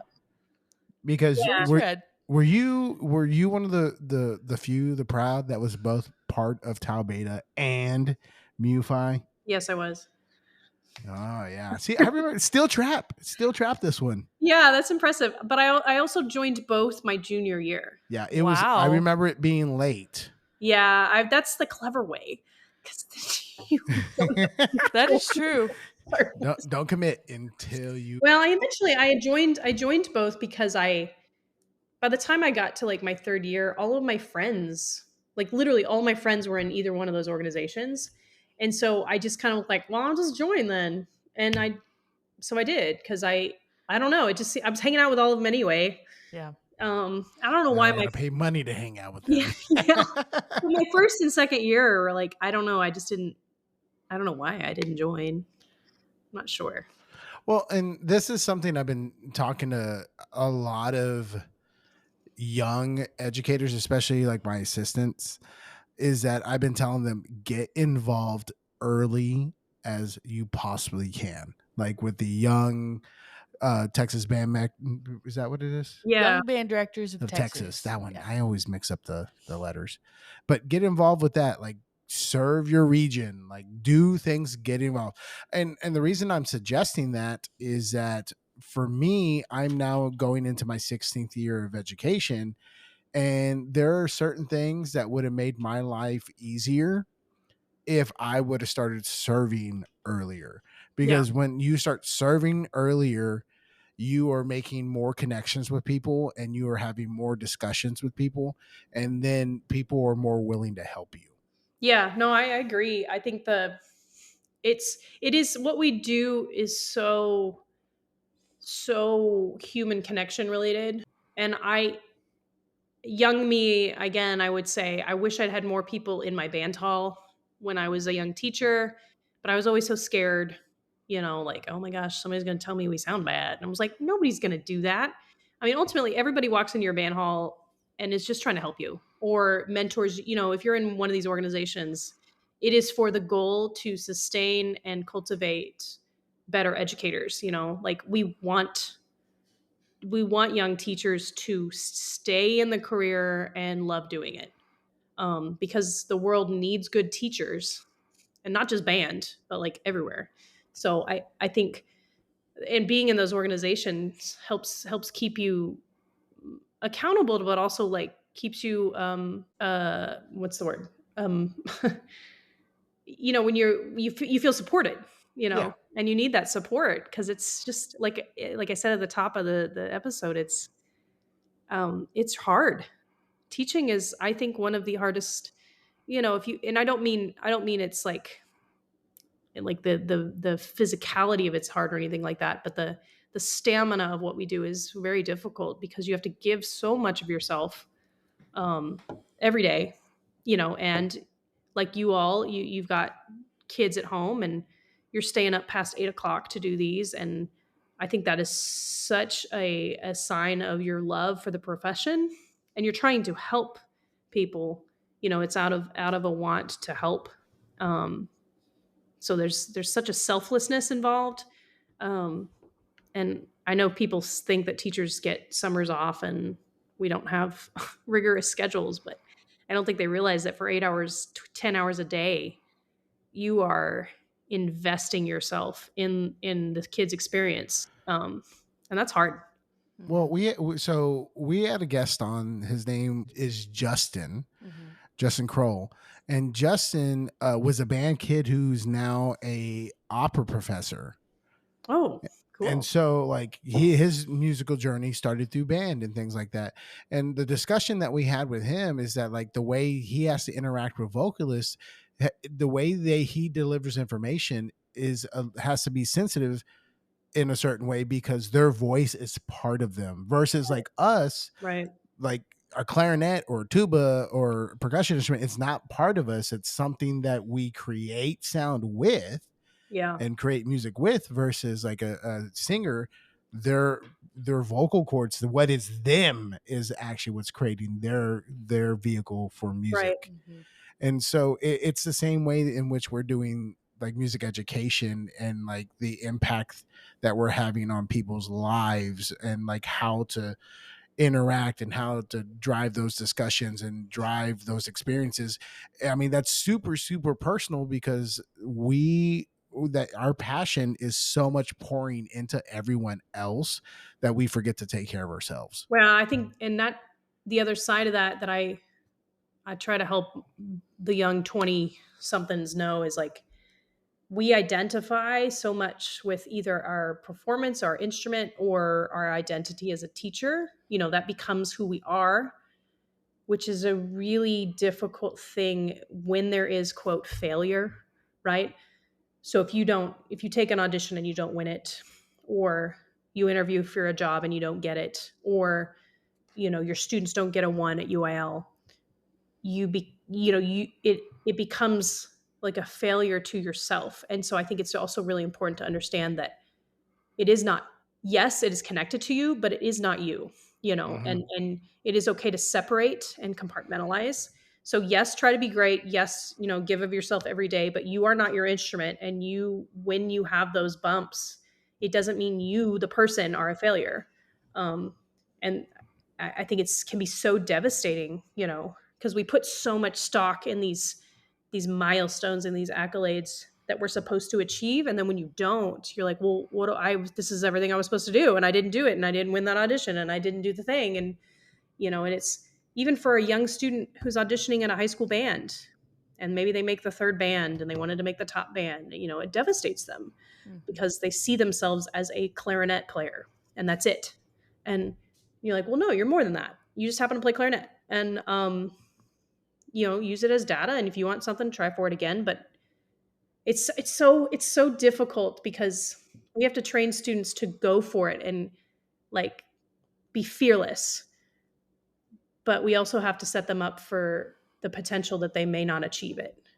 And that's trying to balance those two things within our students, I think is really tricky, because you want them to go for it, but you also know that not everybody's going to win everything. Well, like I do some leadership trainings, and I did leadership training last year for my hometown, and there's a balance between like setting standards or setting goals and like setting realistic goals sometimes. So my hometown band program is successful but not competitive, and I've talked about this several times. Well, the leadership team last year, when I went out there and I talked to them, I go, how many of you believe that you can make the state marching contest? Not a single hand went up. Hmm. Okay, how many of you believe you can make area finals? Not a hand went up. How many of you feel like you can be top half of an area? Not a hand went up. And so like we talked about goal setting and doing things like that. And the leadership team decided that they wanted to make state marching contest, which is a great goal to have. But at the same time, they were devastated because they didn't achieve that goal. Yeah. And so like this year when I went back and had like discussions with them and more leadership training, and I told them, I go, I am happy that you guys were devastated because, and they're like, what do you mean by that? I go, well, they were offended by that for a second. I go, because one, you set a very large goal for yourself and it is okay for you to fail. Yeah. How you get back up and how you react to that failure is going to tell me a lot about where the direction of this program is going to be going. So you know what? Let's reevaluate and say we want to be top half. I go because it's a growing process. And the fact that you guys felt something about not achieving that goal means that you legitimately care about the Yeah. product that you're putting out. Yeah, And I think that's a great message. It's the same as like when a student gets really nervous and I try to say, if you're nervous, that means you care, and that's Mhm. okay. It's okay to be nervous. That means your body's reacting to something you care about. But it's funny you talk about when I was in high school, we never made state marching. The closest we got was my senior year. We went to area marching. They took 4 to state, and we were number 5. And we too believed we were going to go to state. We believed we had everything to do it, and we got beat by that was back when LD Bell, Haltom, Louisville, the Colony. I think those were the 4 schools in that era. And I remember our entire band was just completely deflated, and that was in 2000, and it was devastating. We were convinced we were going to go, and looking back, and then you think about where the Marcus band has gone since then, and it was past my era, but those may have been the seeds that needed to be planted so that 4 to 6 years later they were going to state marching and eventually winning. I but that was not anything that we could have predicted, but I do like to think that maybe in that era, because we decided to put the carrot a little farther out, the generation that followed us saw the devastation and they were like, okay, we're gonna do it next time.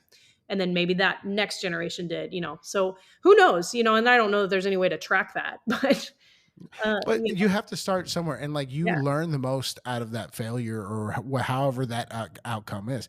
It's just like, I don't know. It's like your first heartbreak, you know? Hmm.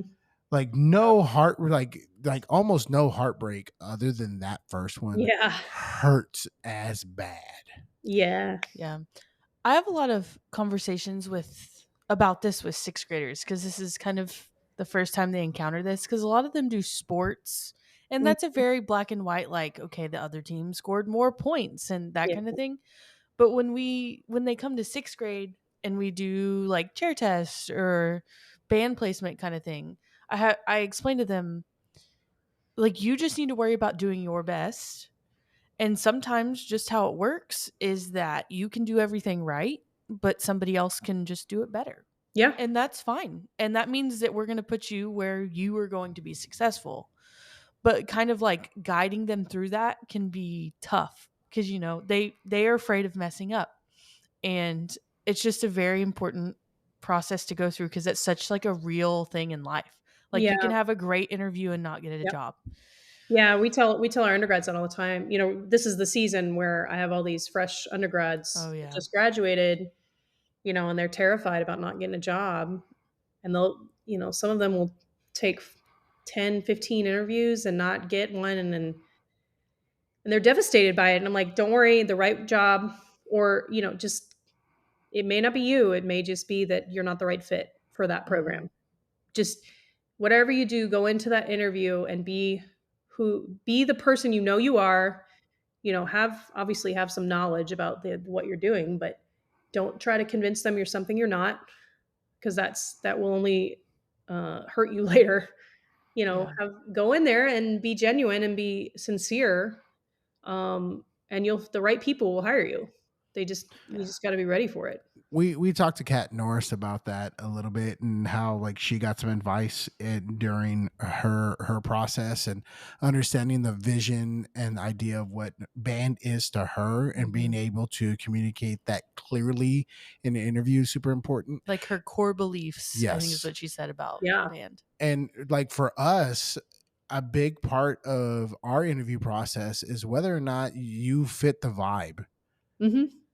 Like if we don't feel Which like you're is gonna vibe in our office, that's gonna be like, such ooh. a non-tangible thing, too. Yeah, you don't know until you're sitting in the room with you, really. Yeah.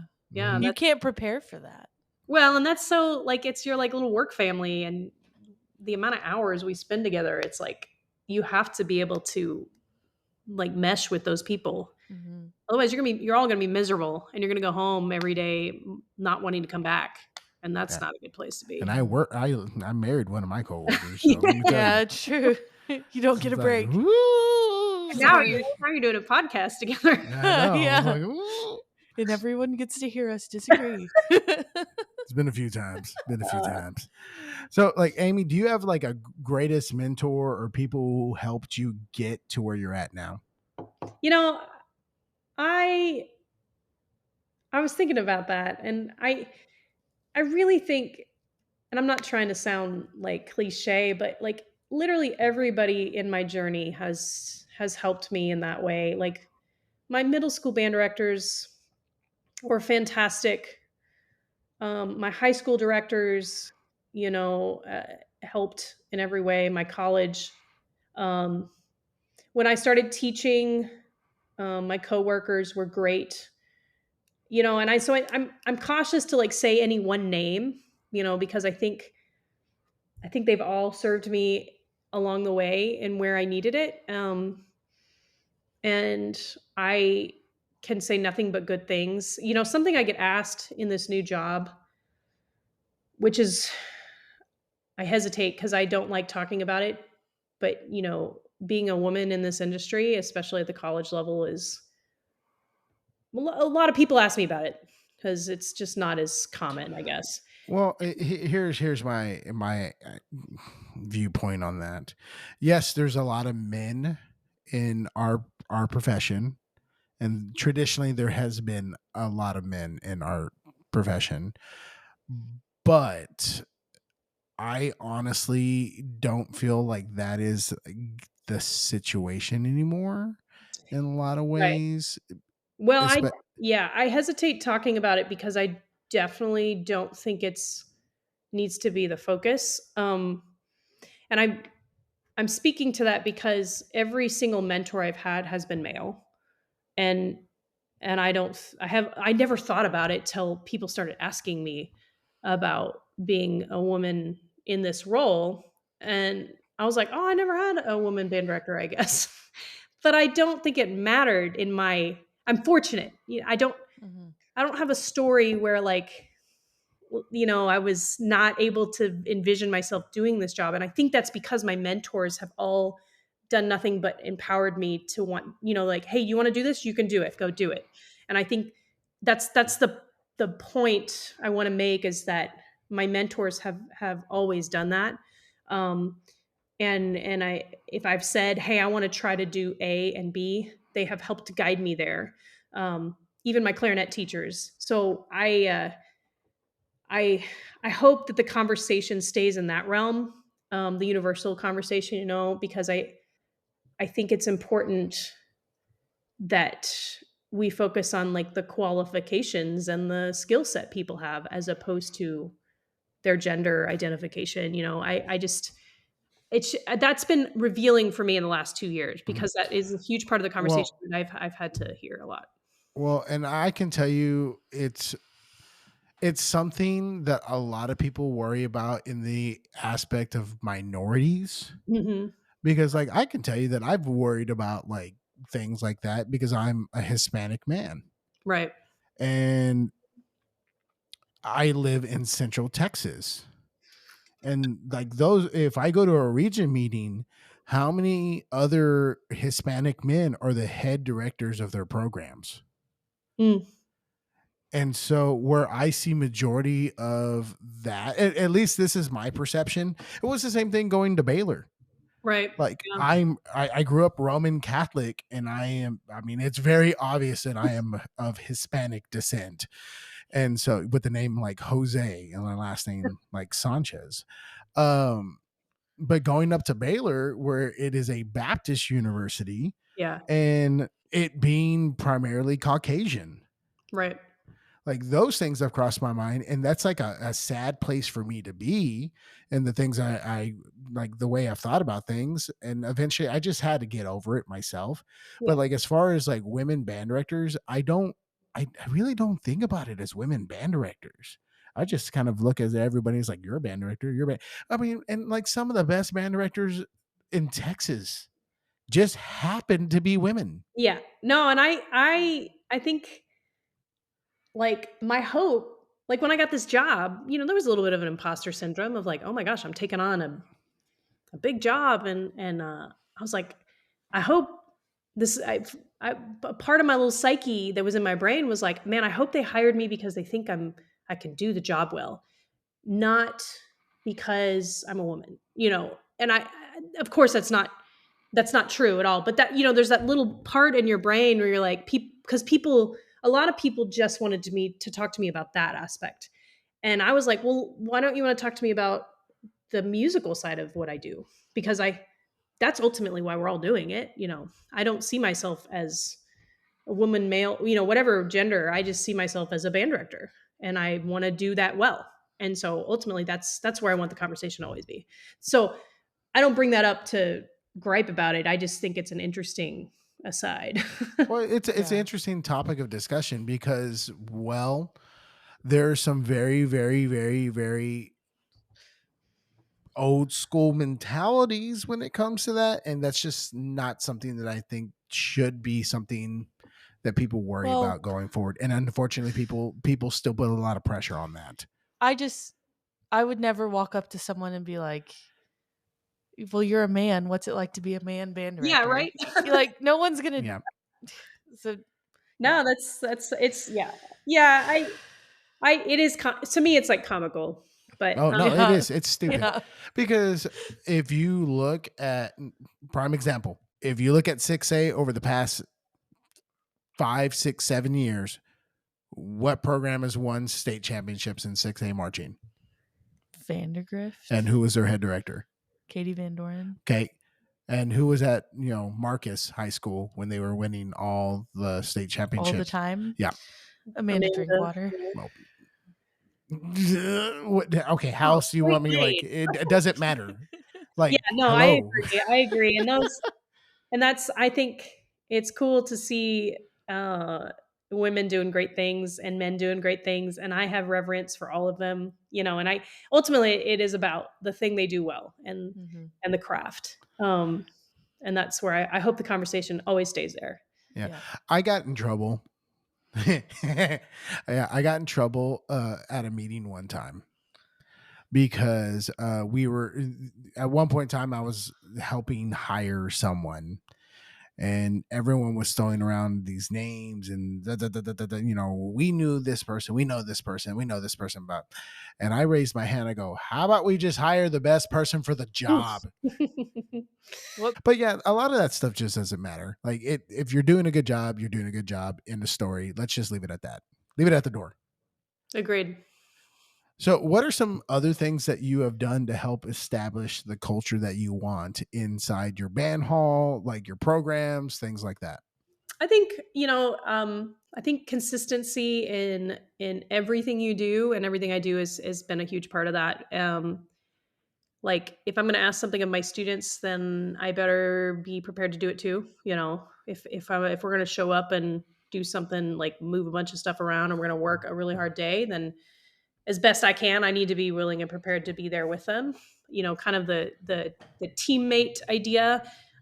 Yes, I'm the director, but I'm also uh, like we've talked about, a steward. I'm a steward for the program. There will people before me and there are going to be people after me, and I'm just here for the time that I'm here. So I think sometimes I've seen some unhealthy cultures where maybe the director thinks they're above doing, maybe the not glamorous stuff, like moving chairs and maybe you take the trash out, and I'm not saying you have to do that every day, but I think the servant attitude is really important in your classroom, even at the college level, um, and truly being consistent with what you say and what you do. So if you're going to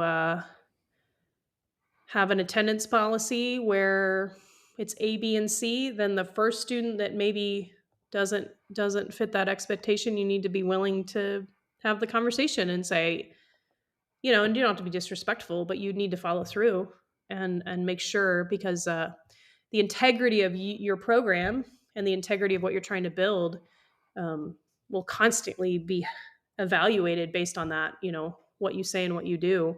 So I think whatever policies you have into place, hopefully they're productive and healthy for the students, and then make sure you actually, adhere to that. Like we have, I have every year I get students in the Green Brigade who we meet 3 times a week. And I get students who are like, "Hey, I have a class that meets this day. Is it okay if I just miss, a little bit of one rehearsal a week?" And they're really great students. And I would love to say, "Yeah, you'll be fine," but I can't. I can't do that because if I open that door, then I have to open it up for everybody, and then I've lost all integrity. And I think the students, they know that they can see. The attendance policy is huge because in the college level, it's hard to keep track because students, I don't see them in a band hall every day. They're just going off to classes. So I have to be really consistent there. And the other big thing is I I really try to make sure I treat every student with respect. Um Even if I don't agree with the decision they're making, if they request a conversation or time, I make time and I sit down and I hear them and I give them the floor to speak what they need to say, and if whatever it is, if it's a conflict with me, a conflict with another student, something they're dealing with when their courses, whatever it is, I think everybody deserves to be heard. Um, and then, they once we feel like we're heard, then I think it's a lot easier to understand, a decision on the other side. Like, okay, I understand what you're saying. I totally appreciate that, but you need to understand we can't do that because of whatever. Um, and I think that's created in all the places I've taught. It's created a space where students feel value when they show up. They feel like they're valued. I think so much of creating a culture in our band hall that's positive and healthy is when the students know um, that they're valued when they're there, and they're missed when they're not there. And because if there's if they feel like they're not seen, I don't mean that literally, but also maybe literally, but if they feel like nobody cares if they're not there, then nobody's going to want to work hard. And I don't want to. Of course, I want them there, and I want to know the students, but I've got to be actively trying. I have to actively make that happen, which means I need to go out of my way to meet and greet them and know them, and have those conversations. Make sure they're part of the conversation when we're talking about what we want rehearsals to look like. When we're doing the planning for the year, what is most effective. They need to be a part of that process. Otherwise, they're not going to have an investment if it's just all you and what you want. And that's true for high school and middle school. Having your students involved in creating the culture is huge, because it's ultimately their band. Um, and I'm just there to facilitate. I took on the Green Brigade after, I mean, the program is 114 years old. I, I'm not going to come in and rock the boat unless I see a need. One of my mentors told me, he was like, "Don't tear down the tent poles until you know what they're holding up." Um, so when I took the job 2 years ago, I was very cautious to kind of pay attention and observe and see what worked and then what didn't work, and then I saw where I could make some healthy changes, and then we'll just every year we try to do a little better. Um, and I do every decision I make sure the students understand it's with the intent of sustaining the integrity of the program and the students.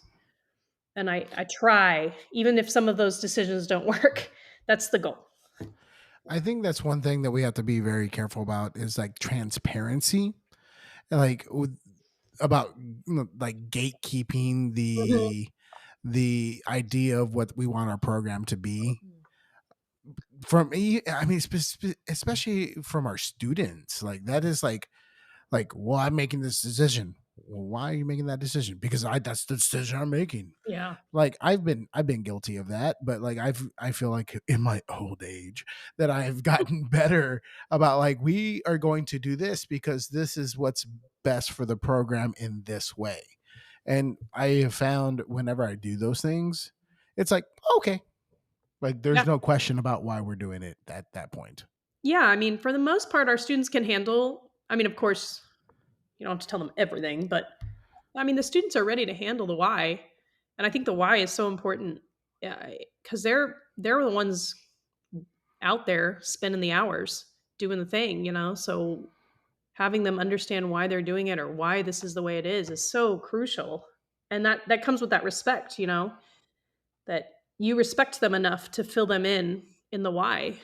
Um, they are not our like subjects. They're learning with us, and we're a team. I think that's huge. What are some things you would recommend for band directors to do to better prepare their students to jump into the collegiate world? I would do everything you can to make sure your students are teachable, um, and setting them up to be ready to receive feedback, um, which means they need to be used to that in a positive way. Which means you need to create an environment where it is a safe place for them to receive criticism. So you've got to be really careful when you deliver information that you're not negative, you're not sarcastic, you're not, all of those things can feed into the idea that there's a fear of receiving information, because when they get to college, it's that times 10.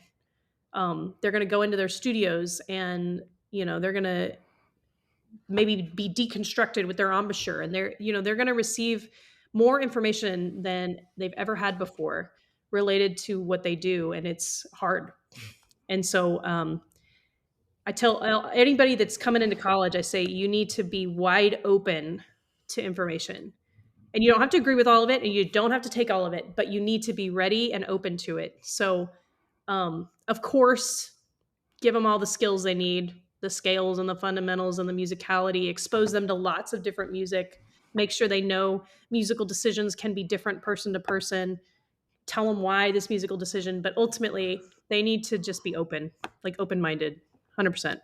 Well, I think band directors are probably some of the worst about that. Well, Yeah. like it's okay. Bring a clinician in, somebody you trust that you know, have them come in early in the season when it comes to marching band, concert band, something. Like we brought in fantastic person, Robin Williamson, but what did she tell you, Alexa? She goes, you could have fixed this or It was about articulation. She made a comment about, I don't remember, I think it was like Marcato accents. And she was like, "Well, you could do it this way, but you need to do that at the beginning of the year next time," basically. I Now, don't did she remember say that exactly to what it you in was. private or in front of your kids? Oh, in private, not in front of everyone. no, she was great about that. Well, But no, I think that's always a, depending on your comfort level, if you bring in the right person and they're able to deliver changes in front of the kids and see how you receive it, I think that's a really good teaching tool. I'm not saying you need to be like dressed down in front of your kids. That's not what I'm Yeah. talking about. But that's like, illegal. She did do some of that. She did do a little bit of it. but I think it's good. I think it's good for your like students to see like even you can receive feedback and make adjustments in real Yeah, time. And I think we all learn from that. for sure. Band directors are the worst though, because Yeah. band directors read their sheets and they're like, "Oh, this judge said this," but rah Yeah. rah rah rah rah rah rah. And it's like, well, And Yeah. like It's hard. sometimes you get, conflicting information on yeah, sheets, but sure, I mean, there is some information I'm like, okay, I agree with that. I don't agree with yeah, that. But, exactly. there's just certain things that you have to. And I have a set of people that I really, really, really trust and I lean on as far as like, please give me the information. Tell me how I'm bad. Mhm. And like, Yeah. I asked for it, but since I've taken that kind of mentality, I've grown as an educator and I have more tools in my toolbox and I'm able to impart better knowledge to more people. Yeah, I think too, the people you bring in, obviously you need to trust them, but you do have to remember when you go to contest, you don't know who your judges are going to be. And yes, they're trusted professionals, but ultimately you can't control what those people perceive, like in terms of what, you may get a judge that just doesn't necessarily vibe with how you phrase something, so mhm. and that may just be something out of your control, and that's okay. That's why it's almost, depending on the situation, it's more valuable to have someone that you trust come in over the course of like a year than it is to receive comments on one single performance on one single day. I got an invite to come clinic a band in May, and it was just to come like work on music. Mm. And I was kind of like, what, you want me to come out in May? Like post UIL? And I thought it was so cool because this director just wanted somebody to come like talk about music. Yeah.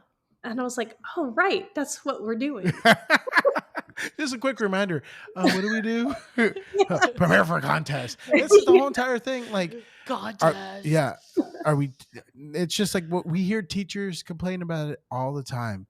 Are we teaching to the tests? Are Yeah. we teaching to teach? Yeah. Like, It's hard. Mike Howard said something about that. He was basically saying it's self-inflicted. Yeah. Like we're doing this to It is. ourselves. Yeah, we perpetuate it. I will raise my hand and be like, I figured out the answers to the test and I figured it out, but then I'm like, man, I wish I didn't have to. I wish I could just program great music and not worry about somebody writing notes about it. Yeah. Yeah. What's some advice you would have for any young directors listening out there? I think the advice would be the same in that you need to be 100% open, vulnerable, and teachable. You're going to offer something. A young teacher is going to bring a skill set and a personality that will add to a situation, but the majority of your time needs to be spent observing and learning from those around you. And I mean that from other teachers, from the students, from the administrators. Nobody's got it all figured out, but especially a first year teacher and a second year teacher and a third year teacher. That doesn't mean don't be confident, but you have got to be ready to receive feedback. But even more so is just pay attention. Like be in the classroom watching, because the people you're surrounded by hopefully have taught more than you have, and they've been through some trials, so they know what works or what doesn't work. If you don't have that, then seek a mentor in your area. And I can't. I think like stick with it because the first year is so hard. And I think the first 5 years are hard. Yeah. And I will say the pain is temporary. Yeah. Like once you get through it, it'll be okay. I think a lot of students come out of college and everyone's so excited because they're like, oh, I'm done with school. I'm done with school. I've graduated. I have a degree. I get to go have a big kid job. But you should never stop the learning at all. No. Yeah. Like if anything, it becomes more intensive like your first few years of teaching. Well, I always say the older I am, the more I realize I don't know. Yeah. Like it's almost like now I'm like, oh my gosh, there's so many things I don't know how to do. Mm-hmm. And I'm supposed to be wiser. I'm just like, oh my gosh, there's so many things I haven't figured out how to do, and I just didn't know I didn't know it. And it's humbling. I feel like the older I get, the more humble I'm made. Yeah, it's like if I came up to you, Amy, and said, hey, can you please restring this French horn? Could you do it? Google could do it. I mean, you're right. Like there are just so many things. And I mean, I do the same thing. I've just finished my 16th year teaching and I go like, I know nothing. Like there's so many things I just don't know. And there are so many people I talk to and so many great ideas I get from them. And it's just like, why didn't I think about that? Yeah. I always have to like, when the French horn string breaks, I'm trying to fix it. It's always in the middle of the rehearsal. And I'm like looking at the other kid. Okay, show me what your first valve looks like. Turn your horn over. Yeah. It's the same thing with the trombone spit valves. Yeah. Can never figure it out. Awful. Is there one performance or award that means more to you than others? You mean that I've like experienced in my life? Yeah. That's a tough one too. Because I feel like there's so many moments in my life that have been monumental, and I'm really thankful for that. And they all get space in my brain. But most recently, in March, the North Texas Wind Symphony performed at the CBDNA National Conference at TCU. And this was my first CBDNA conference. It's kind of it's different than the TBAs, TBAs, Midwest. It's all college. So it's kind of it's got its own Air mystique. Yeah, mystique. There you go. And I got to conduct that group. I got to conduct a new piece by Frank Kelly on stage. Frank Kelly was there. Eugene Corporon was in it's his group. I mean, it was kind of a surreal. I still am I pinch myself. I was on stage conducting the North Texas Wind Symphony with Eugene Corporon and Frank Kelly in the audience. It's just wild to me. And I could, anybody could have been conducting, and that group sounded like $1 million. But that's definitely going to go down as a really special moment in my career. So that one's still kind of living in a happy place in my brain. So I don't know if it's an award per se, but no, that's a great performance. Golly, yeah. that is a performance. Do you have a favorite memory as a band director when you were a public school educator? I'm still technically a public school educator. Oh, yeah, true. You're a state school. Secondary. favorite memory. Gosh, that's so. I remember. I'm going through all those in my head. There's so many. I remember there was some marching so one of the years, I don't remember what year it was. We went to a marching contest, a festival, and we were, we didn't think we were going to blow everybody out of the water. And we were my staff and I were standing up waiting for the results, and they were going through the, 5th place, 4th place. And you were like, okay, we're going to be somewhere around there. And then our names weren't called. And it was suddenly they got to 2nd place, and it wasn't us. And we were like, oh my gosh, we just won. And the kids just went wild. And I remember I think the fun of that memory is that it was totally unexpected. Sometimes that's the best memory, is that when you don't see it coming. And that was just a cool day, because I think we had a lot of fun with that show. I can't remember what the show was. It was like a magic show.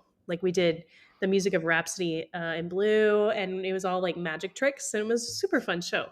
And I think the kids had a lot of fun putting it together, and the staff did. And, we ended up winning a contest, and I don't think anybody even saw that coming. And it's those little nuggets of surprise victories that were, I guess, even more fun than, not that we didn't want to, or we weren't trying to, but that's a memory that I always think too. And just so many days, I'm sure everybody can relate that, you spend 14 hours together and everybody's loopy by the end of the day, and you're just hanging out with your staff and your students, and you're all exhausted, but you're also just eternally happy because you just did a thing together that's really hard, but also really fun. And there may have been a thunderstorm, or a bus broke down, or whatever, it's always mixed in with that. But there's the people, it's always related to the people, and the emotional connection with the people that you're working with, I think. I know it's not one specific one, but oh no, that's fantastic. So, well, it's about the connection. Yeah. I mean, I crawled underneath my desk the other day and laid down. Yeah, you sure did. That was a day. There was nothing wrong. Nothing happened. I was tired. I remember one time we did a lock-in at my band hall, and it was in the middle of the summer, and the leadership, because we were going to go to the TVA student day, so we were going to wake up super early and drive down to San Antonio. So we all spent the night, and they didn't turn the AC on. Oh, it was awful. I don't know why we did that. It was awful. We just sweat through the night and then got on a bus. Nope. That's when the hygiene shelf would be very very useful. Yeah, it was pretty gross. Is there a mistake that you've made that made you a better educator? A mistake that I've made. Gosh, that's yes. If you Let's ask see. me that question, there's so many to choose from. But I say, have you ever left a kid?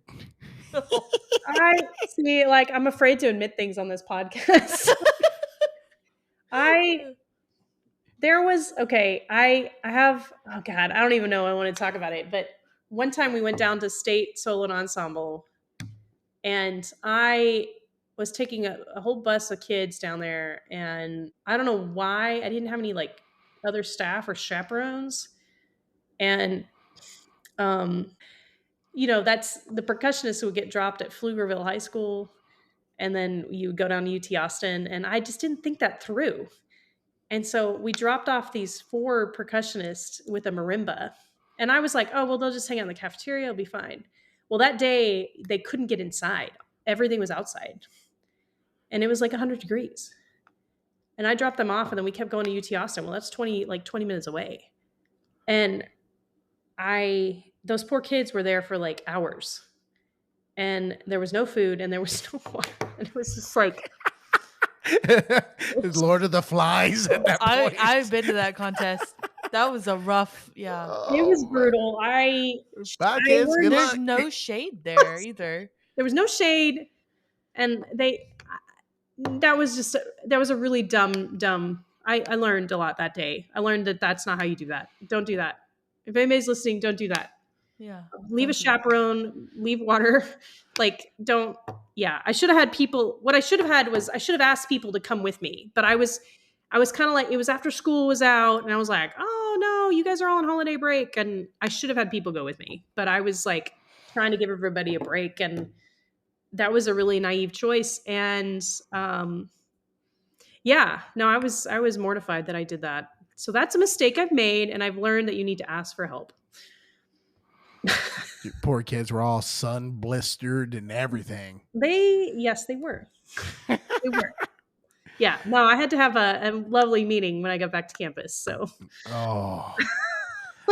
Oh, well, I mean, you live and learn sometimes, and you just I don't know have if to that's find the out. kind of mistake you were looking for. Oh no, I mean, here's part of that question is like, I have made mistakes. Like I forgot, we did a whole entire podcast on mistakes. Yeah. But like learning, like, hey, when you are going to state song ensemble or going on a trip, you need to make sure, are there multiple locations? Yeah. Are there other areas? Is there shade? Is there food? Is there water? Yep. Is there a concession? Is there this kind of situation? Like we go to a marching contest, instead of sitting out in the sun all day, I always contact somebody else in the region to see if I can go hang out in the gym. Yeah. That contest, though, I think they do it differently now, but I don't know that it's much different because they keep changing the sites. But that is so confusing because when you play solos and ensembles, it's an indoor activity. Yep. But when you go to that contest, you are outdoors all day. Yep. And it's very confusing. Yes, it is. And it's in the middle of like May. Yeah, and the first time I went to that contest, I was like, "Are you sure this is right? Like, this doesn't seem correct." But that's how it works. I don't know. The biggest thing I've learned, and I tell my young budding band directors that, like, if you think there needs to be water, double the water. Like, get ice, get shade. Like, be over prepared because you never want to live on the other side of it where there's no water, there's no ice, there's no shade, there's no food. Like, so now, like, when the Green Brigade goes on a bus trip, they're college kids, but I will go to Sam's and I will stock up, and I will have like protein bars ready, and they're college kids. So like high school band director me learned a hard lesson that day. I feel like college kids are probably worse because they're like, I can do it. Yeah. I've done it a million times. Yeah, they really are. That is so true. Do you have a bucket list piece of music you'd like to perform? As a conductor? Yes. Hope someday to do Miss Lanka Symphony 4. Mm-hmm. Solid. Yeah. I know that's probably like 50% of the band population, but. Well, we have Appalachian Spring, yes. Yeah. That was one answer. And then Firebird is another one. Did somebody say Rite of Spring? Think right. There was a lot of Stravinsky. See, those are all transcriptions. And I am a big advocate for band repertoire, true band repertoire. But I do love True. transcriptions. But um, my professor Corporon, he loves to mantra is that the future of the wind band does not exist in the orchestra's past.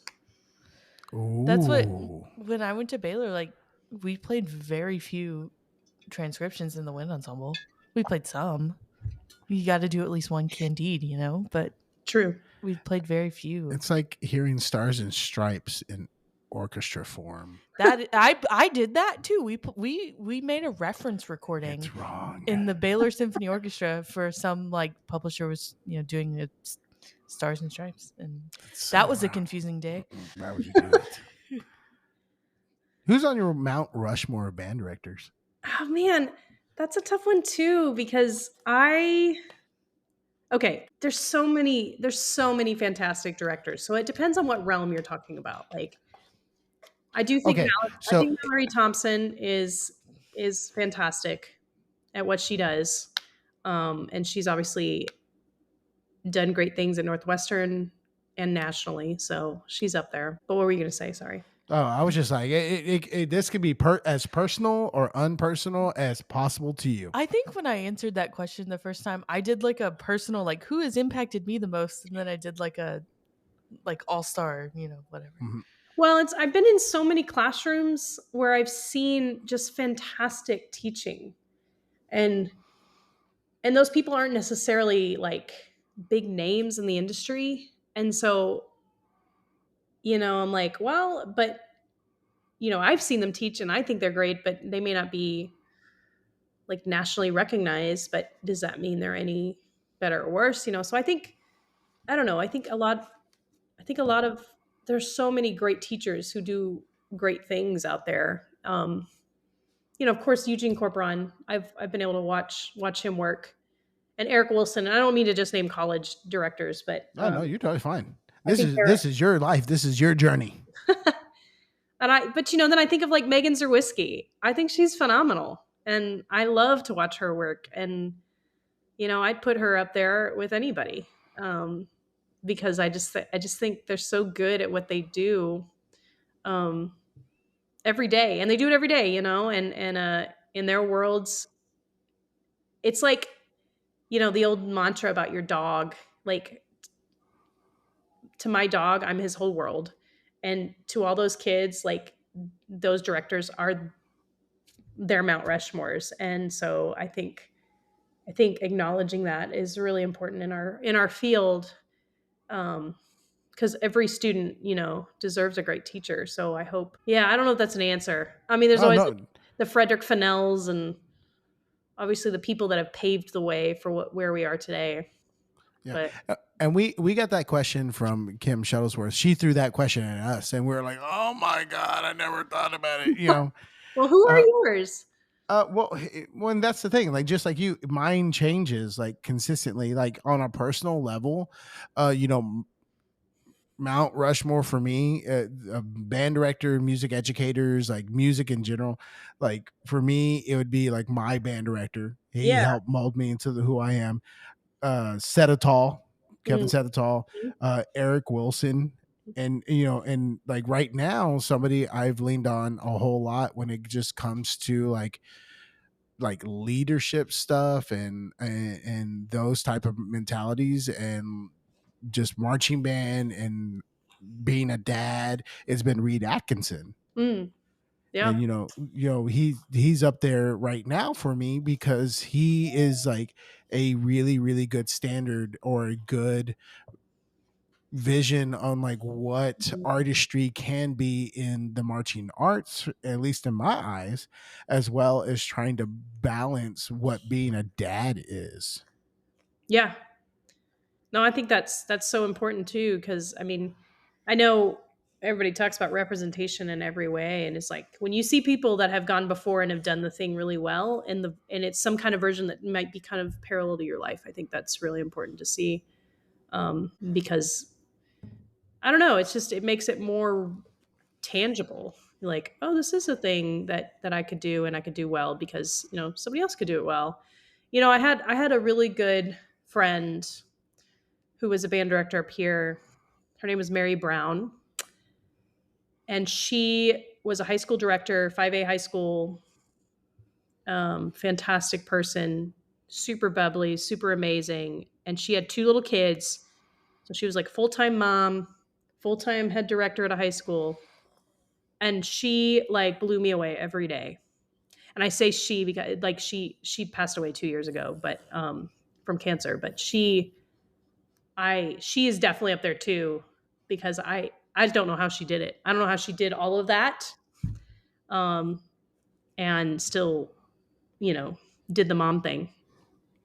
Yeah, and those people who are super successful and doing those, like it just like those are the people I look up to, just because like the one sacrifice, anything that's going to be great is going to take sacrifice, and how much of that sacrifice are you willing to give? Yeah.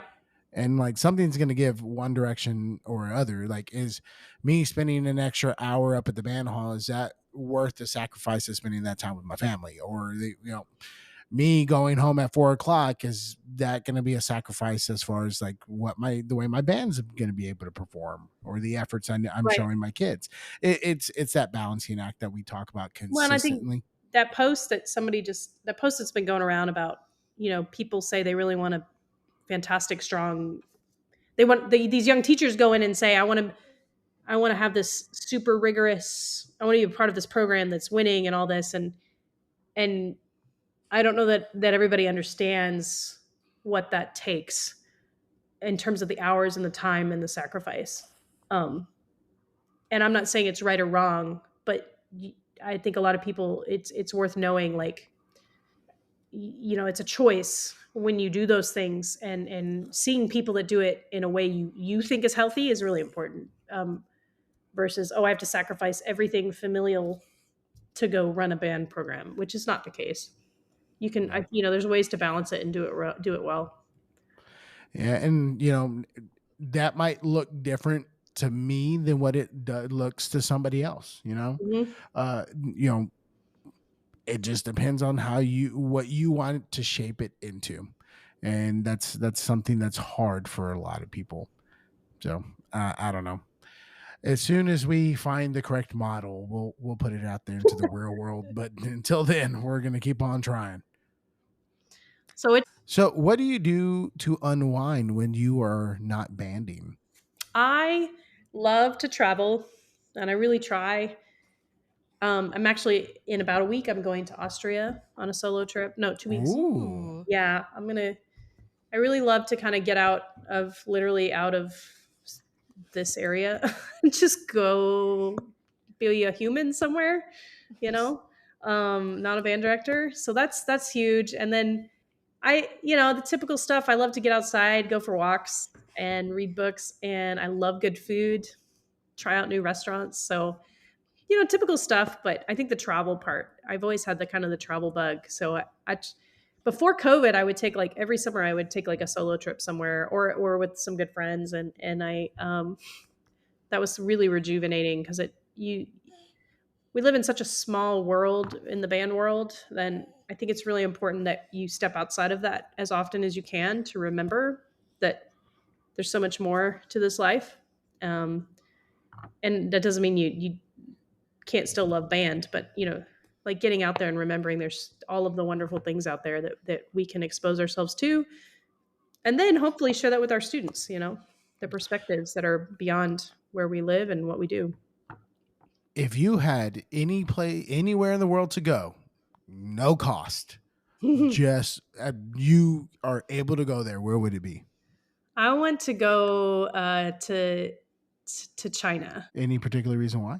Um, I th- I think it's a massive country with a lot of cultural things to learn about that I just don't know about. I have a really great colleague who's from China, that I work with now, and he's always telling me, like, oh, you need to get over there to China and see this and see that and try the food. And so it's kind of been on my bucket list but I'm also, like, really nervous because I don't know the culture so well. So I feel like I would need to go with a translator and somebody to help me. But that's a part of the world that I just don't know much about. Mm-hmm.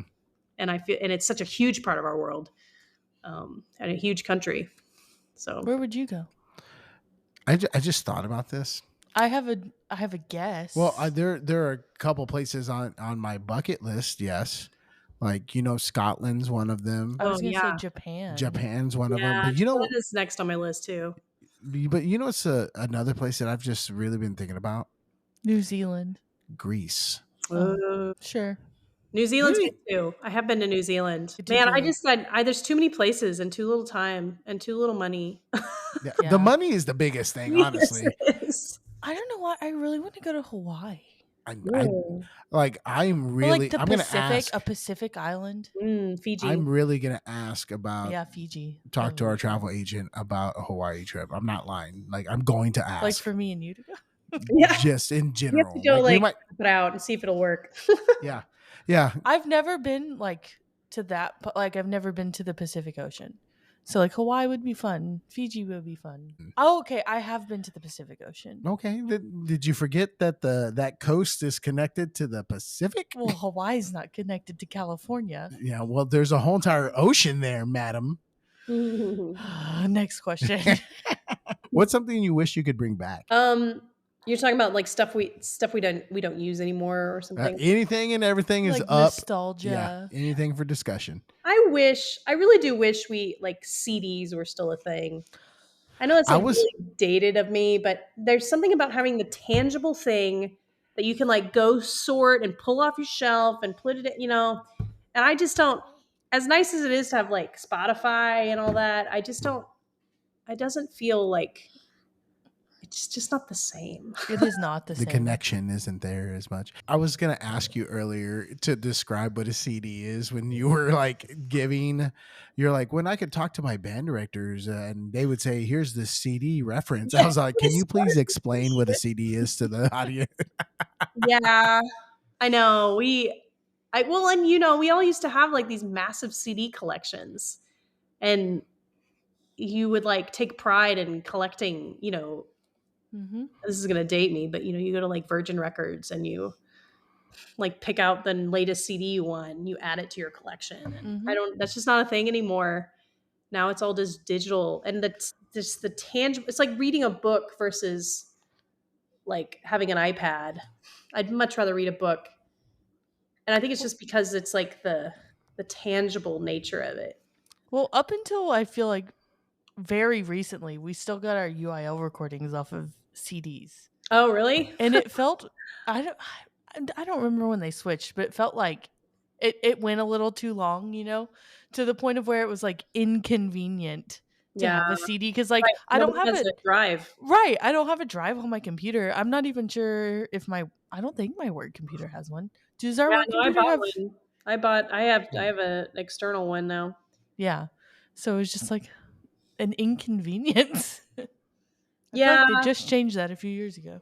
I don't know. I mean, I get it. It's nice to have everything in our like handheld computers, but I do kind of miss the CD vibes, Yeah. like the CD art and the CD covers. And Well, I still have like a CD from my senior year of Region Band because that's, where the recording exists. But if I pull it out and show it to our twins, like they're going to be like, what's that? yeah, That's how I felt about cassettes, yep. I don't know that stuff will ever come back, but Yeah. that's okay. If it wasn't band, what would it have been? Well, for a long time, I was going to go to medical school, but it's probably good I didn't because I'm too stressed. No, I did that route for a long time. I took a whole bunch of pre-med courses. I was going to do an internship my last year at Baylor. I mean, I was holding on to that pre-med track going to med school for a long time. Every time I tried to think about not doing the band thing, I couldn't do it. So that's a pretty short answer, but yeah, that's probably what I would have done. Do you have a favorite spot to like go eat in Oh my the gosh. Dallas, Fort Worth, Denton area? Have you ever been to Denton? It's been a while. I haven't been to Denton in a long time. There are so many good places now. It depends on what you're looking for, but there's a place called 940, which is our zip code here. Not our zip code, our area code. They've got really great drinks. Hannah's, that's another place. Queenie's, you know Tim Love from Top Chef, Top Chef, yeah, Tim Yes. Love. Anyways, his mother lives in Denton, so he opened a restaurant called Queenie's, which is a really high end steakhouse there. That's very very good.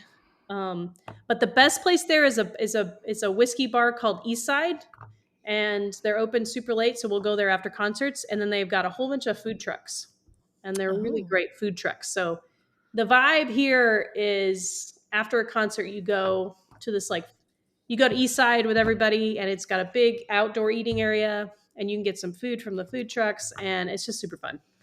So That does sound fun. there is not a shortage of great eateries here in Denton, which I'm really glad for. Really? All right. I got some quick fire questions for you that are never quick fire. Okay, I'll do my All right. best. Taylor Swift, Miley Cyrus, or Ariana Grande? Ariana Grande. Favorite rom-com? I don't know if it's a rom-com, but Bridesmaids. Oh yeah. I think that would classify. Okay, good. Is pineapple acceptable on a pizza? No, Is No. a hot dog a sandwich? no, Toilet paper over or under? over. Which Twix do you prefer, the left or the right? Oh, the left. What's your Patronus? Probably an eagle. Ooh. Oh. Go make green. Suzette King or Fillmore? King. Oh, going off the beaten path. Oh, I've that's mainly because so when I taught I used to teach the top band and then like our third band, and there were so many King marches that were perfect for my third band, and I loved it. So I think I programmed a King march probably every other year because they were so perfect for that age, and really well written, and a great way to teach style. Has anyone ever said Fillmore? I don't think so. I don't think so either. I think Fillmore is like a. I think like 90% of the people say Sousa. Yeah, I think you're right. Oh, sorry, I'm not going with the masses. No, you had a good reason though. Favorite stand tune? Huh. That's tough.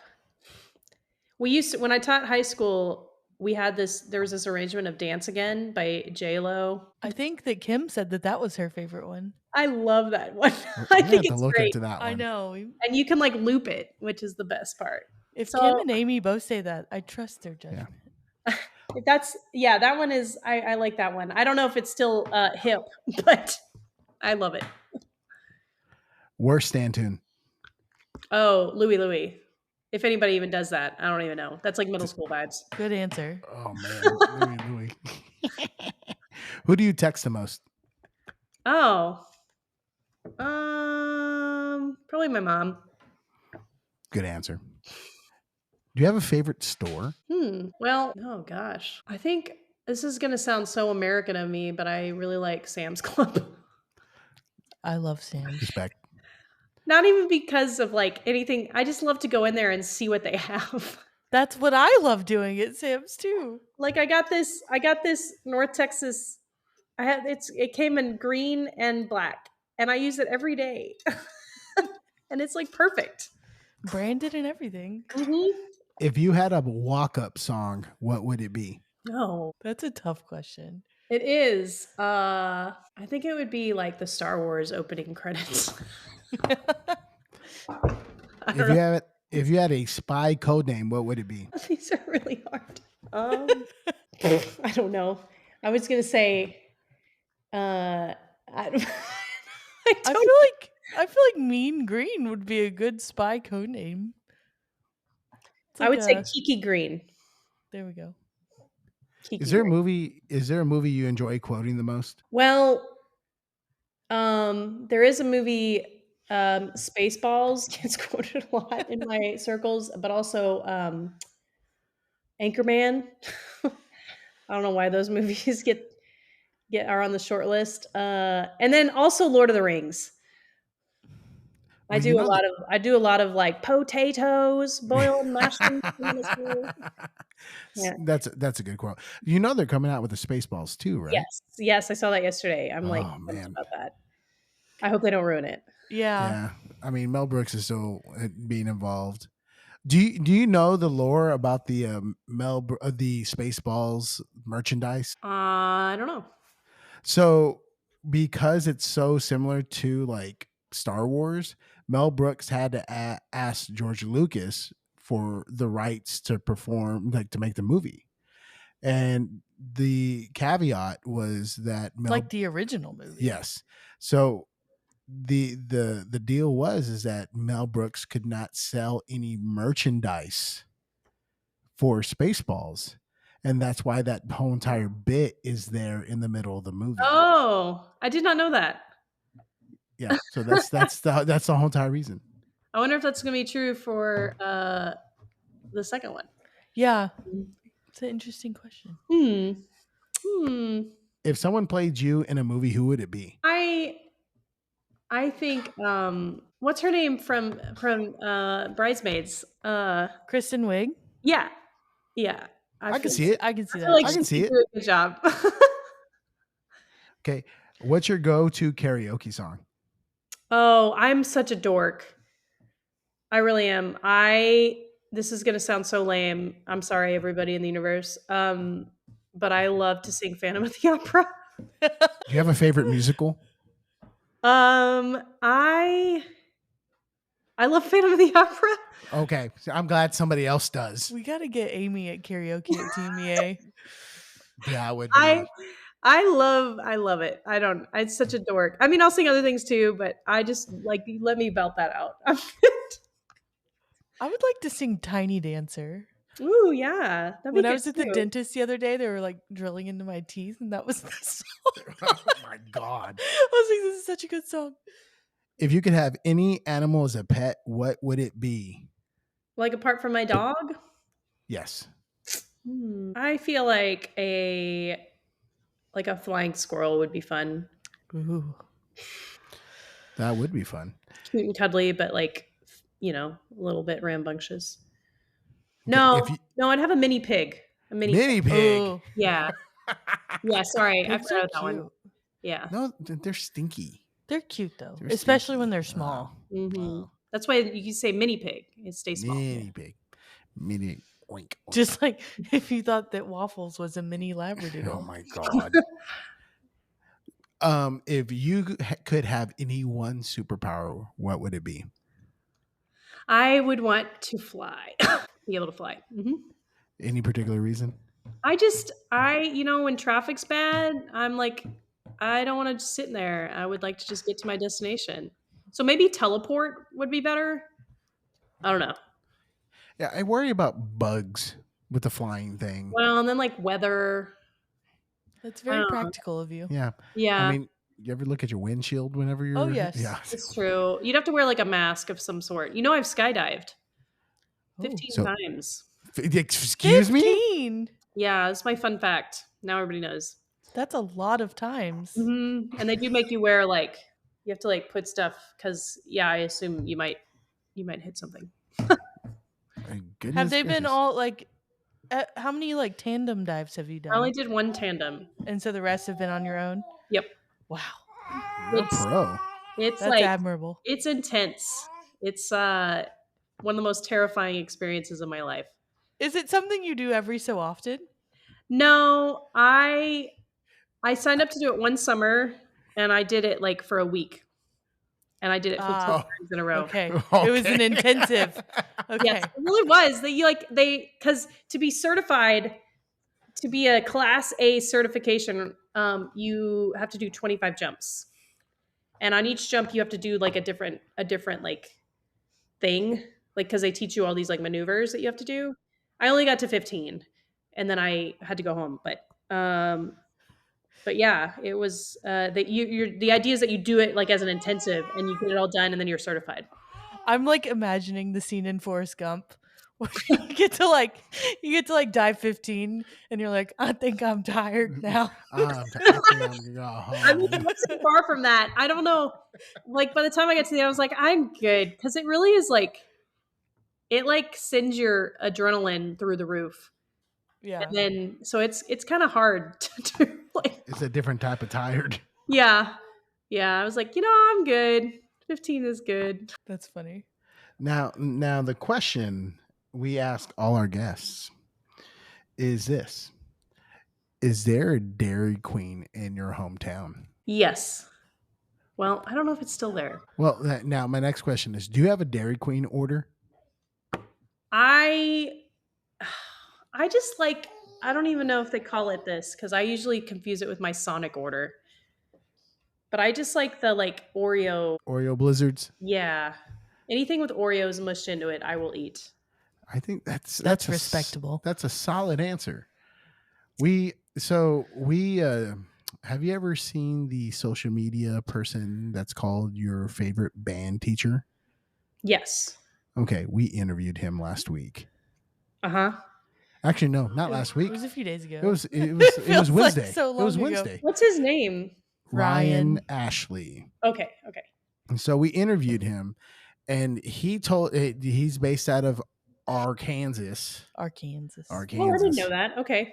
So he's based out of Arkansas, and he told us that Dairy Queens in Texas are just different than Dairy Queens in other locations. He was basically saying in summary that it's not desirable to him really to go to a Dairy Queen, but that he's been to the Texas Dairy Queens and it's a completely different experience. Really?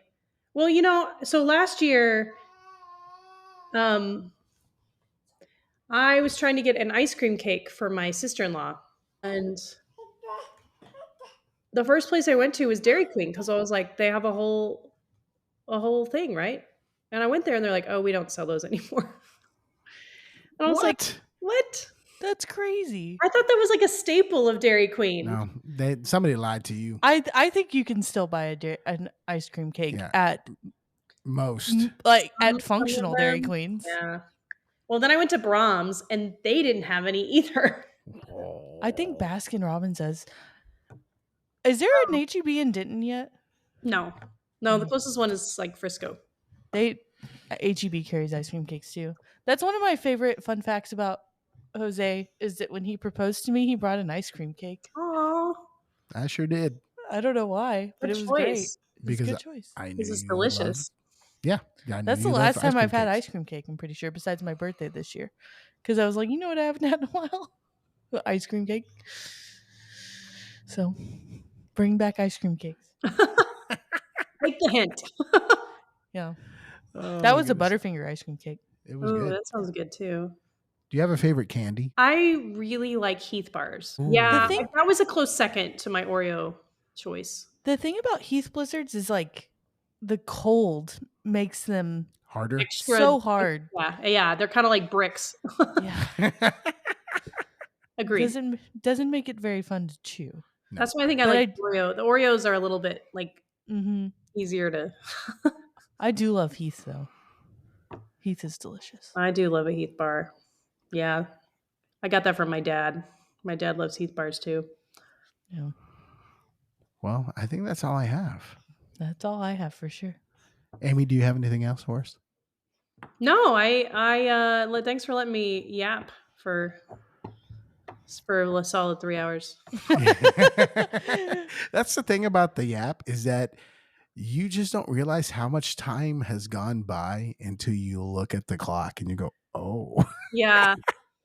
No, it's super fun. I wish the hardest thing about this job is that I feel like we're all a little like isolated in our little bubbles wherever we live and work, and then we come out for TMEA and TBA and then we go back. I'm always excited to hear and talk to people and connect. So we just have a lot to yap about. Yeah. Well, you guys are doing good work. I appreciate you. Thank you. Thank you for talking to us. Of course.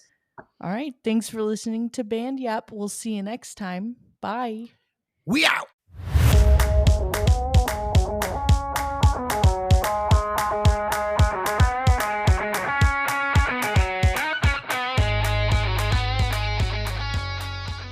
Don't forget, FanPledge is changing the game for band fundraising. Shawn Murphy can help you ditch the product sales and still bring in record-breaking support for your program. And with the 10% guarantee, there's zero risk. Give Shawn a call at 903-948-7348 to get started. One more time, 903-948-7348. 7348. FanPledge, fundraising that actually works.